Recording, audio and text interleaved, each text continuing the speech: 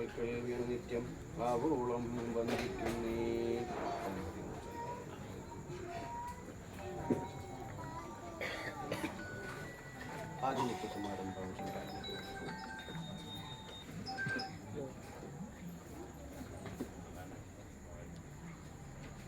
ഞാനിപ്പോൾ അവിടെയാണല്ലോ. എല്ലാവർക്കും കേൾക്കാനുണ്ട് എന്നാണ് എൻ്റെ ഒരു വിശ്വാസം. നിങ്ങളുടെ ശബ്ദമൊക്കെ ഉണ്ട്. അപ്പോൾ കഴിഞ്ഞ തവണ നമ്മൾ വന്നിട്ട് ഇവിടെ സംസാരിച്ചു നേരത്തെ ഒരു സമുദായത്തിൻ്റെ ആരാധനാ കേന്ദ്രത്തിലേക്ക് വരുമ്പോൾ ആ സമുദായത്തെ കുറിച്ചാണ്. അങ്ങനെയല്ലേ, മിനിഞ്ഞാന്ന് ഞങ്ങൾ കൊരട്ടിയിൽ, തൃശ്ശൂർ കൊരട്ടിയിൽ ആശാരി വിഭാഗം, വിശ്വകർമ്മകർ എന്നൊക്കെ പറയും അല്ലേ, ആശാരിമാർ പറഞ്ഞ വിഭാഗം, അവിടെ ആയിരുന്നു സത്സംഗം ഉണ്ടായിരുന്നത്. ഇവിടെ വന്നത് അതേപോലെയാണ്. അവിടെ ആശാരിമാരെ കുറിച്ചാണ് പറഞ്ഞത്. അപ്പോൾ നമ്മളവിടെ പോയിട്ട് പറഞ്ഞത് നമ്മൾ ആശാരിമാർ എന്നാണ് പറഞ്ഞത്.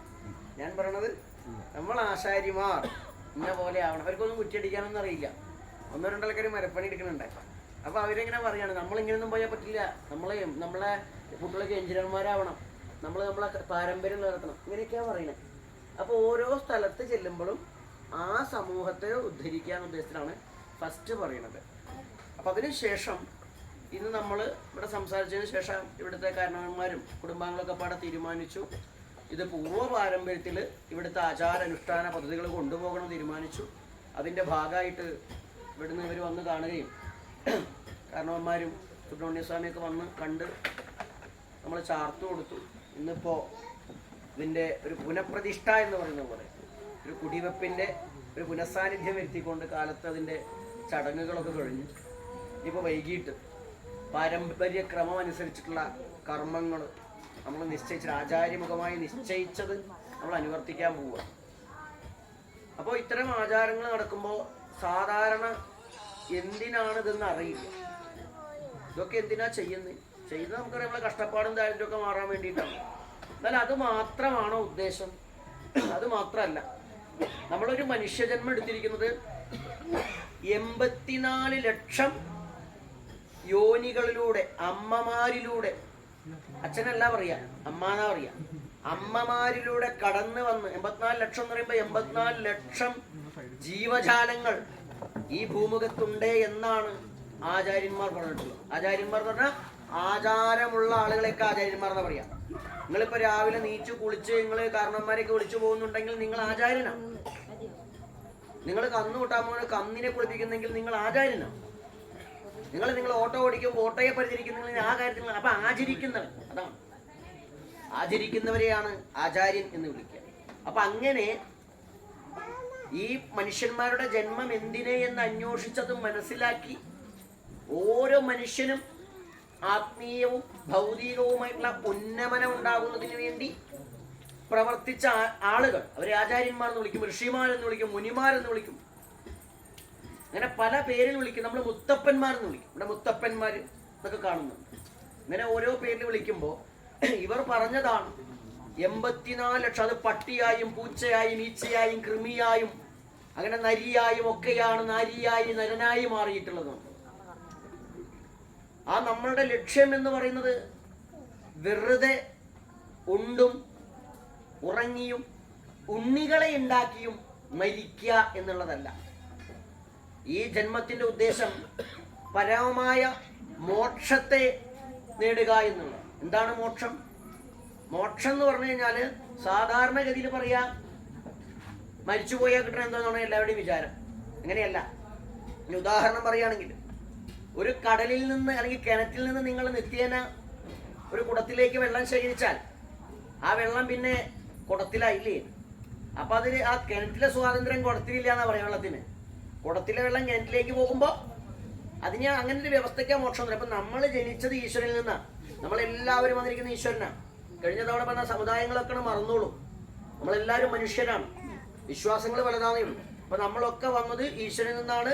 നമ്മൾ ആ ഈശ്വരനിൽ എത്തുമ്പോഴാണ് നമുക്ക് മോക്ഷം എന്ന് പറയാം. ഈശ്വരനിൽ എത്തിയുള്ള മാറ്റം എന്താണെന്നറിയോ? ഈശ്വരനെ ബ്രഹ്മം എന്ന് പറയുമ്പോൾ എന്താ ആള് കോഴീനെ കൊണ്ട് പറയണ്ടല്ലോ. ഈശ്വരനെ ബ്രഹ്മം എന്ന് പറയുകയാണെങ്കിൽ ബ്രഹ്മം എങ്ങനെ എന്നുള്ളത് ആചാര്യസ്വാമികൾ ശങ്കരാചാര്യൊക്കെ പറഞ്ഞിട്ടുണ്ട്. ബ്രഹ്മത്തിന്റെ സ്വരൂപം ആനന്ദം ബ്രഹ്മണോ വഭൂന. ആനന്ദം, ആനന്ദം എന്ന് പറഞ്ഞാൽ അറിയില്ലേ? സന്തോഷം. ആ സന്തോഷം എന്ന് പറഞ്ഞാൽ തീരില്ല, ആനന്ദം കുറച്ചുകൂടി കൊള്ളുവാണ്. ആ സന്തോഷം ഉണ്ടാവുമ്പോ അതാണ്, ആ സന്തോഷം എന്തോ അതാണ് ബ്രഹ്മത്തിന്റെ സ്വരൂപം എന്നാ. ഇങ്ങനെ കാണാൻ പറ്റും, കാണാൻ പറ്റില്ല, അനുഭവിക്കാൻ പറ്റും. ഈ കോമരം പറയുന്ന ആളുകള് ഒക്കെ ആ ഒരു ആനന്ദത്തിൽ അങ്ങനെ നിർവചനം നിൽക്കുമ്പോഴേ എന്താ കാര്യം എന്നറിയോ? അവരാനന്ദത്തിലാണ്. അത് പറഞ്ഞറിയിക്കാൻ പറ്റില്ല, ആനന്ദം നിർവൃതി. അങ്ങനെയുള്ള അവസ്ഥ ആനന്ദം ബ്രഹ്മണോ വപു, അതാണ് ബ്രഹ്മത്തിന്റെ വപു, ശരീരം. അപ്പൊ പരമായ ആനന്ദം അനുഭവിക്കുന്ന അവസ്ഥയാണ് മോക്ഷം. മനുഷ്യന്മാരൊക്കെ ആനന്ദിക്കാൻ ആഗ്രഹിക്കുന്ന സകല ജീവജാലങ്ങളും. പൂമ്പാറ്റ പൂവിൽ പോയിരിക്കുന്നത് ആ തേൻ കുടിക്കലും മാത്രമല്ല, തേൻ കുടിക്കുമ്പോൾ ഒരു ആനന്ദം അല്ലേ? നമ്മളെ അടുത്തിരുന്ന് മറ്റൊരു കുറ്റം പറയുമ്പോ നമുക്കിട്ടൊരു സുഖം ഉണ്ടല്ലോ, അതൊരാനന്ദമാണ്. അതൊരാനന്ദം തന്നെയാണ്. കൊതി ചോറടിക്കുമ്പോൾ അതൊരാനന്ദമാണ്. അതെന്തുകൊണ്ടാണ് അങ്ങനെ ചെയ്യണേ? അത് ജീവന്റെ സ്വാഭാവികമായിട്ടുള്ള സ്വഭാവമാണ്. സ്വയം ഒരു ആനന്ദിക്കുക എന്നുള്ളത്. മറ്റൊന്ന് വേദനിക്കേണ്ടോ നോക്കില്ല, പക്ഷെ സ്വയം ആനന്ദിക്കുക. എന്നാൽ അതാണ് മോക്ഷമല്ല, പരമമായ ആനന്ദമാണ്. ആ ആനന്ദത്തിന് എന്ത് വേണം? നമ്മൾ ആരാ എന്ന് നമുക്കറിയണം. എനിക്കറിയാം ഞാൻ രാമകൃഷ്ണന്റെ മകളാണെന്ന്, അങ്ങനെ നമ്മുടെ കാര്യമില്ല. അതല്ല നമ്മൾ നിരന്തരം. നിങ്ങൾ അറന്തിമ്പരം സിനിമയിൽ മോഹൻലാലിനോട് മറ്റേ നരേന്ദ്രപ്രസാദ് ചോദിക്കില്ലേ, ആരാ നീ, എന്തിനാ വന്നേന്ന് ചോദിക്കുമ്പോൾ ആള് പറയില്ലേ, ഉത്തരമില്ല തമ്പുരാൻ എന്ന് പറയുന്ന ഡയലോഗ് ഉണ്ടില്ലേ? അത് പറഞ്ഞ പോലെ അപ്പൊ മോഹൻലാൽ പറയണ്ടേ, ശങ്കരനും ബുദ്ധനും ഒക്കെ തേടി അതേ ചോദ്യത്തിന് ഉത്തരം തന്നെയാണ് ഞാനും തേടുന്നതെന്ന് പറയും. ഒരു സിനിമയിലാണെങ്കിൽ പോലെ അത് ഗൗരവമുണ്ട്. നമ്മൾ നിത്യേന ചോദിക്കണം ഞാനാരാ. അപ്പൊ പറഞ്ഞ താനാരാണ് തനിക്കറില്ലെങ്കിൽ താൻ എന്നോട് ചോദിക്കുക, അപ്പൊ ഞാൻ പറഞ്ഞു തരാം അല്ലേ? അപ്പൊ ഞാൻ ആരാ നിത്യം ഒന്ന് ചോദിക്കുക. അപ്പൊ നമുക്ക് ആദ്യം കിട്ടുന്ന ഉത്തരം അച്ഛൻ്റെ അമ്മയുടെയും പേരാ, അവന് മകനോ മകളോ ആണ്. വീണ്ടും ചോദിക്കാം ഞാനാരാ. അപ്പൊ ചിലപ്പോൾ അച്ഛൻ്റെ അച്ഛമ്മയുടെയൊക്കെ പേരിട്ട് അവരെ പേരെക്കുട്ടിയാണെന്ന് തോന്നും. ഇങ്ങനെ നിരന്തരം ചോദിക്കുമ്പോ പിന്നെ ഇങ്ങനെ ആണാണ് പെണ്ണാണ് ഇന്നൊരു അച്ഛനും അമ്മയൊക്കെ കഴിഞ്ഞിട്ട് പിന്നെയും ചോദിച്ചുകൊണ്ടിരിക്കുമ്പോ നമുക്ക് അവസാനം കിട്ടുന്ന ഉത്തരം ഞാൻ ദൈവമാണ് എന്നാ കിട്ടുക. ഉത്തരം അതേ കിട്ടും. എവിടുന്നാ വന്ന് ആരുടെ കുട്ടിയാണ്? ദൈവത്തിന്റെ കുട്ടിയാ. ദൈവത്തിന്റെ കുട്ടി എന്താവും? മത്തം കുത്തിയാ മത്തം തന്നെ മുളയ്ക്കുക. അപ്പൊ ദൈവത്തിന്റെ മക്കൾ ദൈവം തന്നെയാണ്. അതാണ് ശബരിമലയ്ക്ക് 18 പടി കയറി പോകുമ്പോ ശബരിമല 84 കാലഘട്ടത്തിൽ എഴുതി വെച്ചതാണ്. എന്നാൽ ആ തത്വത്തിന് മാറ്റമില്ല. ആ തത്വത്തിന് മാറ്റമില്ല പറയാൻ കാരണം നമ്മൾ മാലയിട്ട ആളുകൾ എന്താ വിളിക്കുക? രമേശ് എന്നാണ് വിളിക്കുക, ജാനകി എന്ന് വിളിക്കോ, സ്വാമിയെന്നാ വിളിക്കുക അല്ലേ? അല്ലെ അയ്യപ്പന്മാരെന്നാ പറയാ. സ്ത്രീകളാണെങ്കിൽ മാളികപ്പുറങ്ങൾ എന്നാ പറയാ. എന്താണ്? നമ്മള് ദൈവം തന്നെയാണ്. അപ്പൊ ശബരിമല നമ്മൾ ദൈവമാണ്. ഈ ദൈവമാണെന്ന് നമുക്ക് അറിയണമെങ്കിൽ അതിന് ചില ഉപാധികൾ വേണം, ചില മാർഗങ്ങൾ വേണം. ആ മാർഗങ്ങളിൽ ഓരോ ഗുരുക്കന്മാർ, ഓരോ മുത്തപ്പന്മാര്, ഓരോ ആളുകളുടെയും തലം അനുസരിച്ചാണ് ഇത് പറഞ്ഞു കൊടുത്തിരിക്കുന്നത്. എല്ലാവർക്കും ഒന്നല്ല, എല്ലാവർക്കും ഒരുപോലെ പറഞ്ഞാൽ മനസ്സിലാവില്ല. അപ്പൊ അയാൾ ഇവിടെ ഇരുന്ന് എന്തൊക്കെയാ ചൊല്ലി ഇല്ലേ, അതൊന്നും പെട്ടെന്ന് കേട്ടാ ഒരു ഐഡിയയും കിട്ടില്ല. അത് സംസ്കൃതത്തിലായിരുന്നു. കാളി സഹസ്രനാമൊക്കെ സംസ്കൃതത്തിലാ. കാളിയുടെ പേരിലുള്ള 1008 നാമങ്ങൾ അദ്ദേഹം ജപിച്ചതാണ്. നമുക്ക് മനസ്സിലാവില്ല, എല്ലാവർക്കും അല്ല. ചിലരും സംസ്കൃതമാരൊക്കെ ഉണ്ടോ, എല്ലാവരും എല്ലാം അടച്ചാക്ഷേപിക്കുന്നൊന്നുമില്ല, അല്ലെങ്കിൽ ആക്ഷേപമല്ല, ഒരു കുറവുമല്ല. പക്ഷെ മലയാളത്തിൽ ചിലത് കേട്ടാൽ ഇപ്പൊ നമ്മളിവിടെ കുറച്ച് കഴിഞ്ഞാൽ കുറച്ച് തോറ്റങ്ങളൊക്കെ വരുമ്പോൾ മനസ്സിലാവുന്ന വരി നമുക്ക് മനസ്സിലാവും എന്താണ് ഇന്നതൊക്കെയാ പറയുന്നത്. അപ്പൊ എല്ലാവരെയും തല ഒന്നല്ലാത്തത് കൊണ്ട് നമ്മളെ കാരണവന്മാര് ഓരോരുത്തർക്കും ഓരോ വിധാനം വെച്ചോട്ടെ. എന്താ നിങ്ങൾക്ക് എല്ലാവർക്കും മോക്ഷം കിട്ടണം. എങ്ങനെ മോക്ഷം? മരിച്ചു പോയിട്ടല്ല, ജീവിച്ചിരിക്കുമ്പോ സന്തോഷം ഉണ്ടാവണം. നമുക്ക് ആർക്കും അങ്ങനെ കാര്യപ്പെട്ട സന്തോഷം, ഇടയ്ക്കൊരു സന്തോഷം അല്ലേ? ജീവിതത്തിൽ സന്തോഷത്തിന്റെ അളവെടുത്ത സങ്കടത്തിന്റെ വെച്ച് നോക്കുമ്പോ സങ്കടവും കൂടുതലില്ലേ? അതെന്തുകൊണ്ടാണെന്നറിയോ? എന്തിനെ ഉപാസിക്കുന്ന വെച്ചാൽ അതാവുന്ന ഏത് ഭാവേത് തത് ഭവതി. എന്താണോ നമ്മൾ ചിന്തിക്കുന്ന വെച്ചാൽ അതാ വരിക. സങ്കടപ്പെടരുതേ നമ്മൾ പറയുമ്പോഴും നമ്മൾ സങ്കടം തന്നെ നോക്കുകയാണ്. എവിടെ പഴുതുന്നാ നോക്കുക. ഒരു കല്യാണം നടക്കുമ്പോൾ അവിടെ ചെന്ന് കഴിഞ്ഞാൽ നമുക്ക് നല്ലൊരു സാരി എടുത്ത് തരും. പക്ഷെ എന്താണ്, നമ്മൾ അപ്പുറത്തുള്ള ആൾക്ക് കിട്ടിയ പുള്ളിസാരി നോക്കുക. ഈ പുള്ളിസാരി കിട്ടിയാൽ പറ്റിയാണ്. അതിനൊരു ഞാൻ സ്ത്രീകളെ മാത്രമല്ല, കാരണന്മാരുണ്ട്. എന്നാലും ആ ഷർട്ട് വീസിക്ക് സെറ്റായില്ല, അപ്പൊ എന്നോട് പറഞ്ഞില്ല. അപ്പൊ ഇങ്ങനെ നമ്മളൊരു, ഞാൻ പറയും, ഓരോ കാരണങ്ങൾ, ഒരു ചെറിയൊരു കാര്യം പറഞ്ഞു, ഇങ്ങനെ ഓരോ കാരണങ്ങൾ ദുഃഖിക്കാനും ദേഷ്യപ്പെടാനൊക്കെ കാരണമുണ്ടോ നോക്കാം. നമ്മൾ സന്തോഷിക്കാൻ പാടും നോക്കില്ല. സന്തോഷിക്കാൻ എന്തേ പറ്റുള്ളൂ? ഇങ്ങനെയൊന്നും നടന്നില്ല, പണ്ട് നിൽക്കാനുള്ള 1000 വർഷങ്ങളൊക്കെ ഉണ്ടായിരുന്നു, കുറച്ച് ഡെവലപ്മെന്റ് ഒക്കെ ഉണ്ട് ഇല്ലേ? അല്ലെങ്കിൽ ഞാനിത് എങ്ങനെ അതിന്റെ കെട്ടിയോൻ ഇങ്ങനെ ആവണമെന്ന് കരുതി. പക്ഷെ ഇങ്ങനെയൊക്കെ ഇല്ല, ദിക്കേറെ കോന്തന്മാര് കുറെ കൂടെ കൂടിയാണ്. അതുപോലല്ലോ എന്റെ കെട്ടിയോൻ, ഇവിടെ കുട്ടികളാണല്ലോ, ഏതൊക്കെയാ പെണ്ണുങ്ങൾ എന്തൊക്കെയാ കാട്ടുന്നത്. എന്റെ ഭാര്യ അങ്ങനെയൊന്നും അല്ല. ഇങ്ങനെ എന്റെ കുട്ടികള്, വേറെ കുട്ടികൾക്ക് പഠിക്കാനൊക്കെ പോകുന്നുണ്ടെങ്കിൽ എന്തൊക്കെയോ തോന്നിയ ദിവസങ്ങൾ എന്റെ കൂടെ അതിലൊന്നും പറ്റില്ല. എങ്ങനെ നമുക്ക് ആശ്വസിക്കാൻ വെറുപ്പുണ്ടാവുമ്പോഴും നമ്മളതല്ല ചിന്തിക്കുക. നമ്മളതൊന്നും പോരാ പോരാ നാളിൽ ദൂരെ പോയിട്ട് പറഞ്ഞാല് നമ്മൾ കണ്ടിട്ട് എന്തൊക്കെയോ ചിന്തിച്ചാണ് പോയിട്ട് നമുക്ക് എങ്ങനെയും നമുക്ക് സങ്കടപ്പെടാനുള്ള കാര്യങ്ങളാണ് നമ്മൾ അന്വേഷിച്ചുകൊണ്ടിരിക്കുക. അത് സ്വയം ഒന്ന് വിചാരം ചെയ്യുക. നമ്മൾ എപ്പോഴും ദുഃഖത്തെയല്ലേ ചിന്തിക്കുന്നത്, സങ്കടങ്ങളെയും പ്രശ്നങ്ങളെയും അല്ലേ എപ്പോഴും ചിന്തിക്കുന്നത്. അങ്ങനെ ചിന്തിച്ചാൽ ഭഗവാൻ പറഞ്ഞതാണ് യത് ഭാവയതി തദ്ഭവതി. നിങ്ങൾ എന്താണോ ചിന്തിക്കുന്നേ അത് മാത്രമേ സംഭവിക്കൂ. അതുകൊണ്ട് നമുക്ക് എന്ത് ചിന്തിക്കാം? നമുക്ക് തുടർന്നുള്ള ദിവസങ്ങളിൽ നന്മയും സന്തോഷവും ചിന്തിക്കാം. സന്തോഷത്തെ ഉപാസിക്കൂ, ദേവതയെ ഉപാസിക്കും, കാളിയെ ഉപാസിക്കുന്നു. ഇവിടെ കാളിയാണ്, ഭഗവതി എന്ന് പറയുമ്പോൾ കാളിയാണ്. കാളി ഉപാസിക്കുമ്പോൾ പ്രത്യേകം എന്താ? നമുക്ക് സാത്വിക, നമുക്ക് ഈ പറഞ്ഞ നമ്മളെ അയ്യോപ്പാവം പിടിച്ചിരിക്കാന്ന് കരുതുക. അയ്യോപ്പാവം പിടിച്ചിരിക്കുമ്പോൾ നമുക്ക് ഉയർന്ന് നമുക്കൊരു കുറച്ചും കൂടി ഒരു മനക്കട്ടി വേണം. ചില ആൾക്കാരിൽ എന്തെങ്കിലും പറഞ്ഞ് സങ്കടം വരും, വീടൊക്കെ ചെയ്യുന്ന ആൾക്കാരുണ്ട്. മനക്കട്ടി വേണമെങ്കിൽ എന്ത് വേണം? ആ മനക്കട്ടി ഉണ്ടാവണമെങ്കിൽ മനക്കട്ടിയുള്ള ഒരു സംഭവത്തെ, ഒരാളെ നമ്മൾ നിരന്തരം സങ്കല്പിക്കണം. അയാളെ മനസ്സിൽ ഇങ്ങനെ കാണണം. അപ്പൊ നമുക്ക് ഈ പള്ളിവാളും ചിലമ്പും ആ എന്താ പറയാ അരമണിയൊക്കെ ഇങ്ങനെ കിളിങ്ങുന്ന ശബ്ദ കാളി ഇങ്ങനെ നാവും നീട്ടി വരുന്നൊന്നും നിത്യേനൊന്ന് ഭാവന ചെയ്ത് നോക്കുന്നു. ഒരു പെണ്ണൊരുത്തിയ, ആരുടെ മുന്നിലും പതറാത്തൊരു പെണ്ണൊരുത്തിയ. അതാണിനും പെണ്ണിനും ഒരുപോലെ സങ്കല്പിക്കാൻ പറ്റും. എന്താണ് ആ ധീരതയാ? ഒരു പെണ്ണായിട്ടും അവൾ നിൽക്കുന്നു. പെണ്ണുങ്ങളോ ഒരു പെണ്ണാണ് ആ നിൽക്കുന്നു. ആ ചിന്തയുണ്ടാവും. എന്തായി? നമ്മൾ അതന്നെ ചിന്തിക്കുമ്പോ ഒന്നിന്റെ മുന്നിലും പതറില്ല നമ്മൾ. അപ്പൊ ആ ഭാവന ചെയ്യാൻ വേണ്ടിയിട്ട് ഒരു രൂപം തന്നു. അതാണ് അങ്ങനെ ഭാവിക്കുക. സർവാഭരണ വിഭൂഷിതയായിട്ട് നമുക്ക് ഭാവിക്കാം. ഇപ്പൊ ദേവതൻ ദേവി എന്നൊക്കെ പറയുമ്പോൾ മേത്തൊക്കെ ഒരുപാട് ആഭരണങ്ങളില്ലേ? അമ്പലത്തിലൊക്കെ പോയി കഴിഞ്ഞാൽ ഒരുപാട് ആഭരണങ്ങൾ. നമ്മൾ മറ്റു ചില മതവിശ്വാസത്തിന്റെ പോലെയല്ല. നമുക്ക് ദേവി ദേവന്മാരുടെ പ്രത്യക്ഷ രൂപം വെച്ച് ആരാധിക്കുന്നു. അത് തെറ്റല്ല, അവരുടെ ആരാധനയും തെറ്റല്ല. അതങ്ങനെ നമുക്ക് ആരാധനകളിൽ തന്നെ 2 തരം ആരാധനയാണ് പ്രധാനമായിട്ടുള്ളത്. സഗുണ ആരാധന, നിർഗുണ ആരാധന. കേട്ടിട്ടുണ്ടാരെങ്കിലും? ആരാധന 2 വിധത്തിലാണ്. അതിന് ഞാൻ റെസ്പെക്ട് കൊടുക്കുന്നു. ഇനി ഞാൻ സംസാരിക്കുകയാണ് കേട്ടോ, ആർക്കൊന്നും തോന്നരുത്. അത് അവരുടെ വിശ്വാസം. ഇവിടെ അങ്ങനെ പള്ളിയിൽ പോകുന്നവരോ അല്ലെങ്കിൽ നമസ്കരിക്കുന്നവരോ ഉണ്ടെങ്കിൽ നിങ്ങൾക്ക് ആ പ്രാർത്ഥനയിലേക്ക് കിടക്കാം, അല്ലാത്തവർ ഇവിടെ ശ്രദ്ധിക്കാം. അപ്പോ 2 തരത്തിലാണ് നമ്മുടെ ആരാധന: സഗുണ ആരാധന, നിർഗുണ ആരാധന. നിർഗുണ ആരാധന എന്ന് പറഞ്ഞാൽ ഈശ്വരന് രൂപമൊന്നും കാണില്ല. ഒരു നിർഗുണ പരബ്രഹ്മ എന്നൊക്കെ പറയുന്ന ചില ആൾക്കാരില്ലേ, ഒരു ഗുണമില്ല. അപ്പൊ അതുപോലെ ആ ഗുണത്തിൽ കാണാതെ ചെയ്യുന്ന ആരാധനയാണ് നിർഗുണം. അപ്പോ ഈ പറഞ്ഞപ്പോൾ തന്നെ ബാന്ധം പണിതൊന്നും ആലോചിക്കുന്നത്. അപ്പൊ ഇത് നിർഗുണ ആരാധന എന്ന് പറയുന്ന സിസ്റ്റാണ് ഈശ്വരന്റെ രൂപമൊന്നും വെക്കാത്തവരെ. നമുക്ക് അറിയാണ്ടല്ല, നമുക്ക് ആ സങ്കല്പമുണ്ട്. സഗുണ ആരാധന എന്ന് പറഞ്ഞാൽ ഈശ്വരന്റെ ഗുണങ്ങളെ, അവിടെയാണ് ക്ഷേത്രങ്ങളിൽ പോകുമ്പോ നല്ല ആഭരണങ്ങളൊക്കെ അണിഞ്ഞ്, വസ്ത്രമൊക്കെ അണിഞ്ഞ്, മാലയൊക്കെ ഇട്ട് സുന്ദരിയായിട്ടും സുന്ദരനായിട്ടും ദൈവങ്ങൾ ഇരിക്കുക. എന്തുകൊണ്ടാ? ദാരിദ്ര്യം പിടിക്കാനല്ല, ഭംഗിയായിട്ടിരിക്കണം. ഭാവിയിൽ ഇങ്ങനെ കാണുമ്പോൾ നിങ്ങൾക്ക് ഇത് മാത്രമല്ല, കല്ലല്ലേ എന്ന് കരുതണ്ട. ഇതിലൊക്കെ ഗോളയൊക്കെ ഉണ്ടാക്കി പ്രാർത്ഥിക്കാം. എന്താണ് ഗോളക എന്ന് പറഞ്ഞാൽ? എന്താ? ഈ ദൈവങ്ങളുടെ രൂപം പോലെ ഇങ്ങനെ വെക്കുന്ന ഒരു സാധനം ഉണ്ട്. ഇപ്പൊ ശിവലിംഗത്തിലൊക്കെ അമ്പലത്തിൽ പോയാലേ ഇടയ്ക്ക് ചെന്നാ കാണാം ശിവന്റെ മുഖമൊക്കെ വെച്ചിട്ട്, ഉത്സവത്തിനൊക്കെ ഇല്ലേ? അങ്ങനെ ഉണ്ടാക്കി വെക്കുന്നതാണ് ഗോളക. അപ്പൊ നിങ്ങൾക്ക് നിങ്ങളുടെ ഭഗവതിക്ക് രൂപം വേണമെന്നില്ല, ഗോളക ഉണ്ടാക്കുക. ഗോളക ഉണ്ടാക്കിയിട്ട് വിശേഷത്തിന് വെക്കുക. പ്രഭ എന്ന് പറയുന്നത് എന്താണ്? ഒരു ചുറ്റോറ് സാധനം കണ്ടില്ലേ? അതൊക്കെ ഉണ്ടാക്കി ഇതെല്ലാം നമുക്ക് പറയുന്ന സഗുണഭാവത്തിലേക്ക് കാണാൻ, ഐശ്വര്യമുള്ള ആ രൂപത്തിലേക്ക് ഇവിടെയും നമുക്ക് കാണണമെങ്കിൽ കാണാം.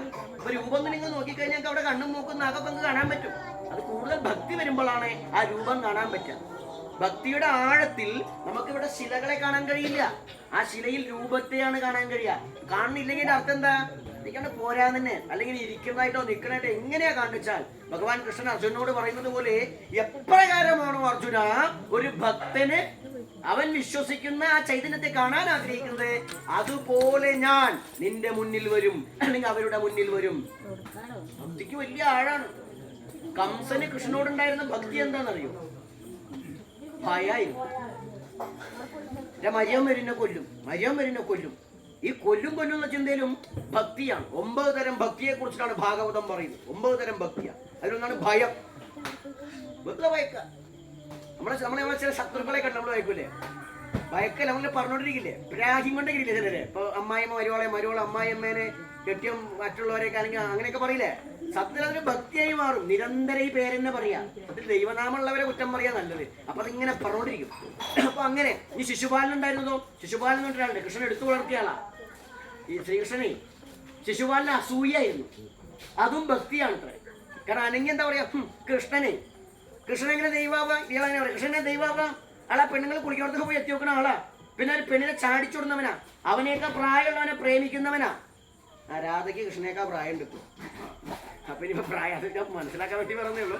ആ പറയാ ഇങ്ങനെ ഭക്തി എന്ന് പറഞ്ഞു കഴിഞ്ഞാൽ കേവലം ദൈവേ എന്ന് പറയുന്നത് മാത്രമല്ല, മനനം, ശ്രവണം, കീർത്തനായിട്ട് പല ഭാവങ്ങളുണ്ട്. ഈശ്വരനാമങ്ങൾ ഇങ്ങനെ കേട്ടാൽ ഇപ്പൊ ഇയാളിങ്ങനെ ഇവിടെ ഈ സഹസ്രനാമം പാരായണം ചെയ്തപ്പോൾ കുറേ ആൾക്കാർ കരവിലായിരുന്നു. കുട്ടികളെ വിടൂ, നമ്മളത് കേട്ടാ മതിയെന്ന്. കേട്ടാൽ നമുക്ക് പുണ്യാണ്. ഇവിടെ നടക്കുന്ന കാര്യങ്ങൾ ചിലപ്പോൾ കണ്ടാൽ മതി, അറിഞ്ഞോ അറിയാതെ പുണ്യമാണ്. അതിലൊക്കെ ഒന്ന് ഇങ്ങനെ പറ്റുകൾ ആ ഓർമ്മയാണ് കുറഞ്ഞാലും കുഴപ്പമില്ല. ഇവിടെ ഇരുന്ന് കണ്ടുപിടിക്കുമ്പോൾ അതിലാണ് ഇരിക്കുമ്പോൾ എന്താണ് ഉറക്കത്തിലും ഇതൊക്കെ നടക്കുന്നതാ കാണാൻ, അപ്പോഴും നിങ്ങൾക്ക് പുണ്യമാണ്. അപ്പൊ ഭക്തിക്ക് പല തലങ്ങളുണ്ട്. ആ ഭക്തിയില്, ആ ഭക്തിയുടെ പരിപൂർണതയിൽ സഗുണ ആരാധനയായിട്ടാണ് നമ്മൾ ഇത്തരം ആരാധന ചെയ്യുന്നത്. ഗുണത്തോടു കൂടി ഈശ്വരനെ എടുത്തു വെക്കുന്നു. അതിന് രൂപമില്ലാത്ത, ആദ്യം ഉള്ളിയും ചുറ്റികൊന്നും മനുഷ്യന്മാരുടെ കയ്യിലില്ല, ഉണ്ടോ? ഇല്ല. ശിലായുഗത്തോട് കൂടിയിട്ടാണ് ഈ ആയുധങ്ങളൊക്കെ ഉണ്ടാകുന്നത്. അതിനുശേഷം ലോഹയുഗം വന്നപ്പോഴാണ് പിന്നെ ശേഷം ഇന്നത്തെ പോലെ ചിസലൊക്കെ മറ്റുള്ള സാധനങ്ങളൊക്കെ ഉണ്ടായി വരുന്നത്. അപ്പൊ അതിനൊക്കെ മുമ്പേ മനുഷ്യൻ ഈശ്വരനെ ആരാധിക്കുന്നുണ്ട്. അപ്പൊ ഈ കൊത്തി ഉണ്ടാക്കാൻ പറ്റില്ല, ഉള്ളതിനെ ആരാധിക്കാനേ പറ്റുള്ളൂ. അപ്പൊ കല്ലും ഇങ്ങനെ അല്ലെങ്കിൽ ഇതും ഡ്രസ് ചെയ്ത് എന്നാൽ പോലും ഇങ്ങനത്തെ കല്ലുകളൊക്കെ വെച്ച് ആരാധിക്കാൻ പറഞ്ഞാൽ ആദ്യത്തെ ആരാധനാ രീതിയാണ് നമ്മൾ കൊണ്ടുനടക്കണേ. പിന്നെ അപ്പൊ അത്രത്തോളം പഴക്കം നമ്മളുടെ ഈ പാരമ്പര്യത്തിലുണ്ട്. ഇന്നുള്ള മറ്റ് ആരാധനയെക്കാൾക്കെല്ലാം പഴക്കം ഈ ആദ്യ സമ്പ്രദായങ്ങൾക്കുണ്ട്, ഇത്തരം സമ്പ്രദായങ്ങൾക്കുണ്ട്. അതുകൊണ്ട് തന്നെ എന്താണ്, ആദ്യത്തിലുണ്ടായവർ കുറച്ച് ദാരിദ്ര്യം ഉണ്ടാവും. കാരണം മറ്റുള്ളവന്റെ ചിന്തയും നമുക്ക് വരില്ല, ഇല്ലേ? അപ്പൊ ആ ബുദ്ധിമുട്ടുകൾ നമുക്ക് പരമ്പരയാ ഉണ്ടാവുന്നത് ശരി തന്നെയാണ്. നമ്മൾ അത്രയ്ക്ക് നമ്മൾ എപ്പോഴും അത്രയും തന്നെ ആയിരിക്കും. അപ്പൊ അതെന്താണ്, അതിന് ശേഷം വരുമ്പോ നമ്മൾ ശില കൊത്തുന്നു, അങ്ങനെ വരുന്നു. പിന്നെ എന്താ ശില എന്ന് ചിന്തിക്കുന്നു, രൂപമില്ലാണ്ട് ആരാധിക്കുന്നു, ഇതൊക്കെ വരും. അപ്പൊ ഇത്തരം ആരാധനകൾ ചെയ്യുമ്പോൾ ആദ്യം അറിയേണ്ടത്, ഞങ്ങൾ സഗുണ ആരാധന ചെയ്യുന്നവരാണ്. ഞങ്ങളെപ്പോലെ മറ്റു പല രീതിയിൽ ആരാധിക്കുന്നവരുണ്ട്. എല്ലാവർക്കും ഒരേ ആരാധനയല്ല. ഈ ചിന്ത ഉണ്ടാകുമ്പോൾ എന്താണ്, നമുക്ക് ഒന്ന് മനസ്സിലാവും, എല്ലാവരും ഒരുപോലെ. ഇപ്പൊ നമ്മൾ തന്നെ സഹോദരി സഹോദരന്മാർ ഇവിടെ ഇരിക്കുന്നുണ്ട്, നമ്മുടെ മക്കളുണ്ട്, അച്ഛനുണ്ട്, പേരക്കുട്ടികളുടെ ഒക്കെ ഉണ്ട്. ഒക്കെ ഒരുപോലെയൊന്നുമല്ല, സ്വഭാവത്തിലല്ല, രൂപത്തിലുമല്ല. എന്നാലും നമ്മളൊരു കുടുംബത്തിലെ അംഗങ്ങൾ എന്ന് പറഞ്ഞ പോലെ ആരാധനയിൽ വൈവിധ്യങ്ങൾ ഉണ്ടെന്നും അതെല്ലാം ഈശ്വരനിലേക്കുള്ള പാതയാണെന്നും ആദ്യം മനുഷ്യർ തിരിച്ചറിഞ്ഞാൽ ഭൂമുഖത്തെ മതത്തിന്റെ, ജാതിയുടെ, ലിംഗത്തിന്റെ, വർണ്ണത്തിന്റെ പേരുള്ള യുദ്ധങ്ങളും പോരാട്ടങ്ങളും ഉണ്ടാകില്ല. കഴിഞ്ഞ തവണ പറഞ്ഞത് മറ്റൊരു കാര്യമാണ് ഇപ്പൊ പറഞ്ഞത്, ഭേദബുദ്ധി ഉണ്ടാകരുത്. ഭേദബുദ്ധി ഉണ്ടാകാൻ പാടില്ല. എന്താണ്, എല്ലാം ഒരച്ഛനിൽ നിന്നും ഒരമ്മയിൽ നിന്നും വന്നവരാണ്, ഈ പ്രകൃതിയിൽ നിന്ന് വന്നവരാണ്. ഇത് നമുക്ക് ബോധ്യമാകണം. ഇത് ബോധ്യമായാലേ ഞാൻ ദൈവമെന്ന് മനസ്സിലാവുള്ളൂ. അപ്പൊ അതിനാണ് ഇത്തരം ആരാധനകള്. ആ ആരാധന നമ്മുടെ ആരാധന വ്യവസ്ഥ കഴിഞ്ഞ തവണയും പറഞ്ഞു, കൗള ശാക്തേയ മലവാര പാരമ്പര്യങ്ങൾ അതിലാണ് വരുന്നത്. അതില് നമ്മൾ ഇവിടെ വെച്ച് പൂജിക്കുമ്പോ ഇവിടെ നമ്മൾ പ്രധാനമായിട്ടും തോറ്റം ചൊല്ലിയിട്ടും ഒക്കെയാണ് നമ്മുടെ ആരാധന. തോറ്റം അതിന്റെ സംസ്കൃതിക്കാണ് പോകുന്നത്, സ്തോത്രമായിട്ടൊക്കെ മാറും. തോറ്റം എന്ന് പറയുന്നത് മാത്രമല്ല, വിളിക്കുക, പറയുക, അത്തരം ആൾക്കുകൾ സ്തുതിക്കുക, ഇങ്ങനെ പല അർത്ഥങ്ങളുണ്ട് കേട്ടോ. ദൈവനാമങ്ങൾ സ്തുതിക്കുക. അപ്പൊ നമ്മൾ നമ്മുടെ തനത് രീതിയിൽ ഈശ്വരനെ വിളിക്കുന്ന രീതിയാണ്. ഇവിടെ ഓരോ ദേവതയ്ക്കും ആദ്യം കയ്യും കാലുള്ള രൂപമുള്ള പോലെ തന്നെ വേറെ ചില രൂപങ്ങളുണ്ട്. അതാണ് ഇവിടെ ഇപ്പൊ ഭഗവതിക്ക് നമ്മളൊരു ത്രികോണ വരച്ചു വെച്ചിരിക്കണേ. ത്രികോണം ത്രിപുരയാണ്. 3 കോണുകൾ ഉണ്ടായിരിക്കും. എന്താ 3 കോണ്? വളരെ പാതാളം, ഭൂമി, ആകാശം എന്നൊക്കെ പറയില്ലേ? അപ്പൊ നമ്മൾ സ്വർഗലോകമുണ്ട്, ഭൂമി ലോകമുണ്ട്, പാതാള ലോകമുണ്ട്. ഈ 3 ലോകങ്ങൾക്കും അധിപതിയായിരിക്കുന്ന സാക്ഷാൽ പരാശക്തി, അതിന്റെ സ്വരൂപമാണ് ത്രികോണം. പിന്നെയോ ത്രികോണം എന്ന് പറഞ്ഞു കഴിഞ്ഞാൽ യോനി സ്വരൂപമാണ്. ഒരു സ്ത്രീയുടെ ഒരു എന്താ പറയുക, എഴുതാതെ സ്ത്രീ എന്ന് എഴുതണമെങ്കിൽ പറ്റുന്ന ഓരോ അടയാളപ്പെടുത്തലാണ് ഈ ട്രയാങ്കിൾ, ഈ ത്രികോണം. അപ്പൊ അമ്മയാണ് എന്ന് കാണിക്കണം, അവൾ അമ്മയാണ് എന്ന് വരയ്ക്കുകയാണ്. അപ്പൊ അത് ത്രികോണം വെച്ചിട്ടുണ്ട്. പിന്നെ അവൾ ഉയർന്നു പൊന്തുന്നവളാണ്, അഗ്നിയാണ്. തീ ഇങ്ങനെ മോളിക്ക് പൊന്തില്ലേ, അഗ്നിയാണ്. നമ്മുടെ ഉള്ളിൽ നമ്മളൊക്കെ വീഴാൻ പോകുമ്പോൾ ഒരു അടി വയ്ക്കുന്ന കാളല് വരില്ലേ, എവിടുന്ന അത് വരുന്നേ? വണ്ടിയൊക്കെ കുഴി ചാടുമ്പോൾ ഇവിടുന്ന് ഒന്നും സംഭവിച്ചു, ഇവിടുന്ന് ഒരാൾ കാണാം അല്ലേ? അവിടെ ആരായിരിക്കണേ? എന്താ അവിടുന്ന് ഒരാൾ ഒരു പൊന്തിയത്? അടി വയറ്റുന്നാ പൊന്ത, വേറെ എവിടുന്നല്ല, ഇവിടുന്നൊന്നും പൊന്തില്ല. അതൊക്കെ അർത്ഥമൊന്നുമില്ല, ഇവിടുന്ന പൊന്തത്. എന്താണ്, നമ്മുടെ ഉള്ളിൽ, നമ്മളുടെ ആ അടിവയറ്റിൽ സാക്ഷാൽ പരാശക്തി ഇരിക്കുന്നുണ്ട്.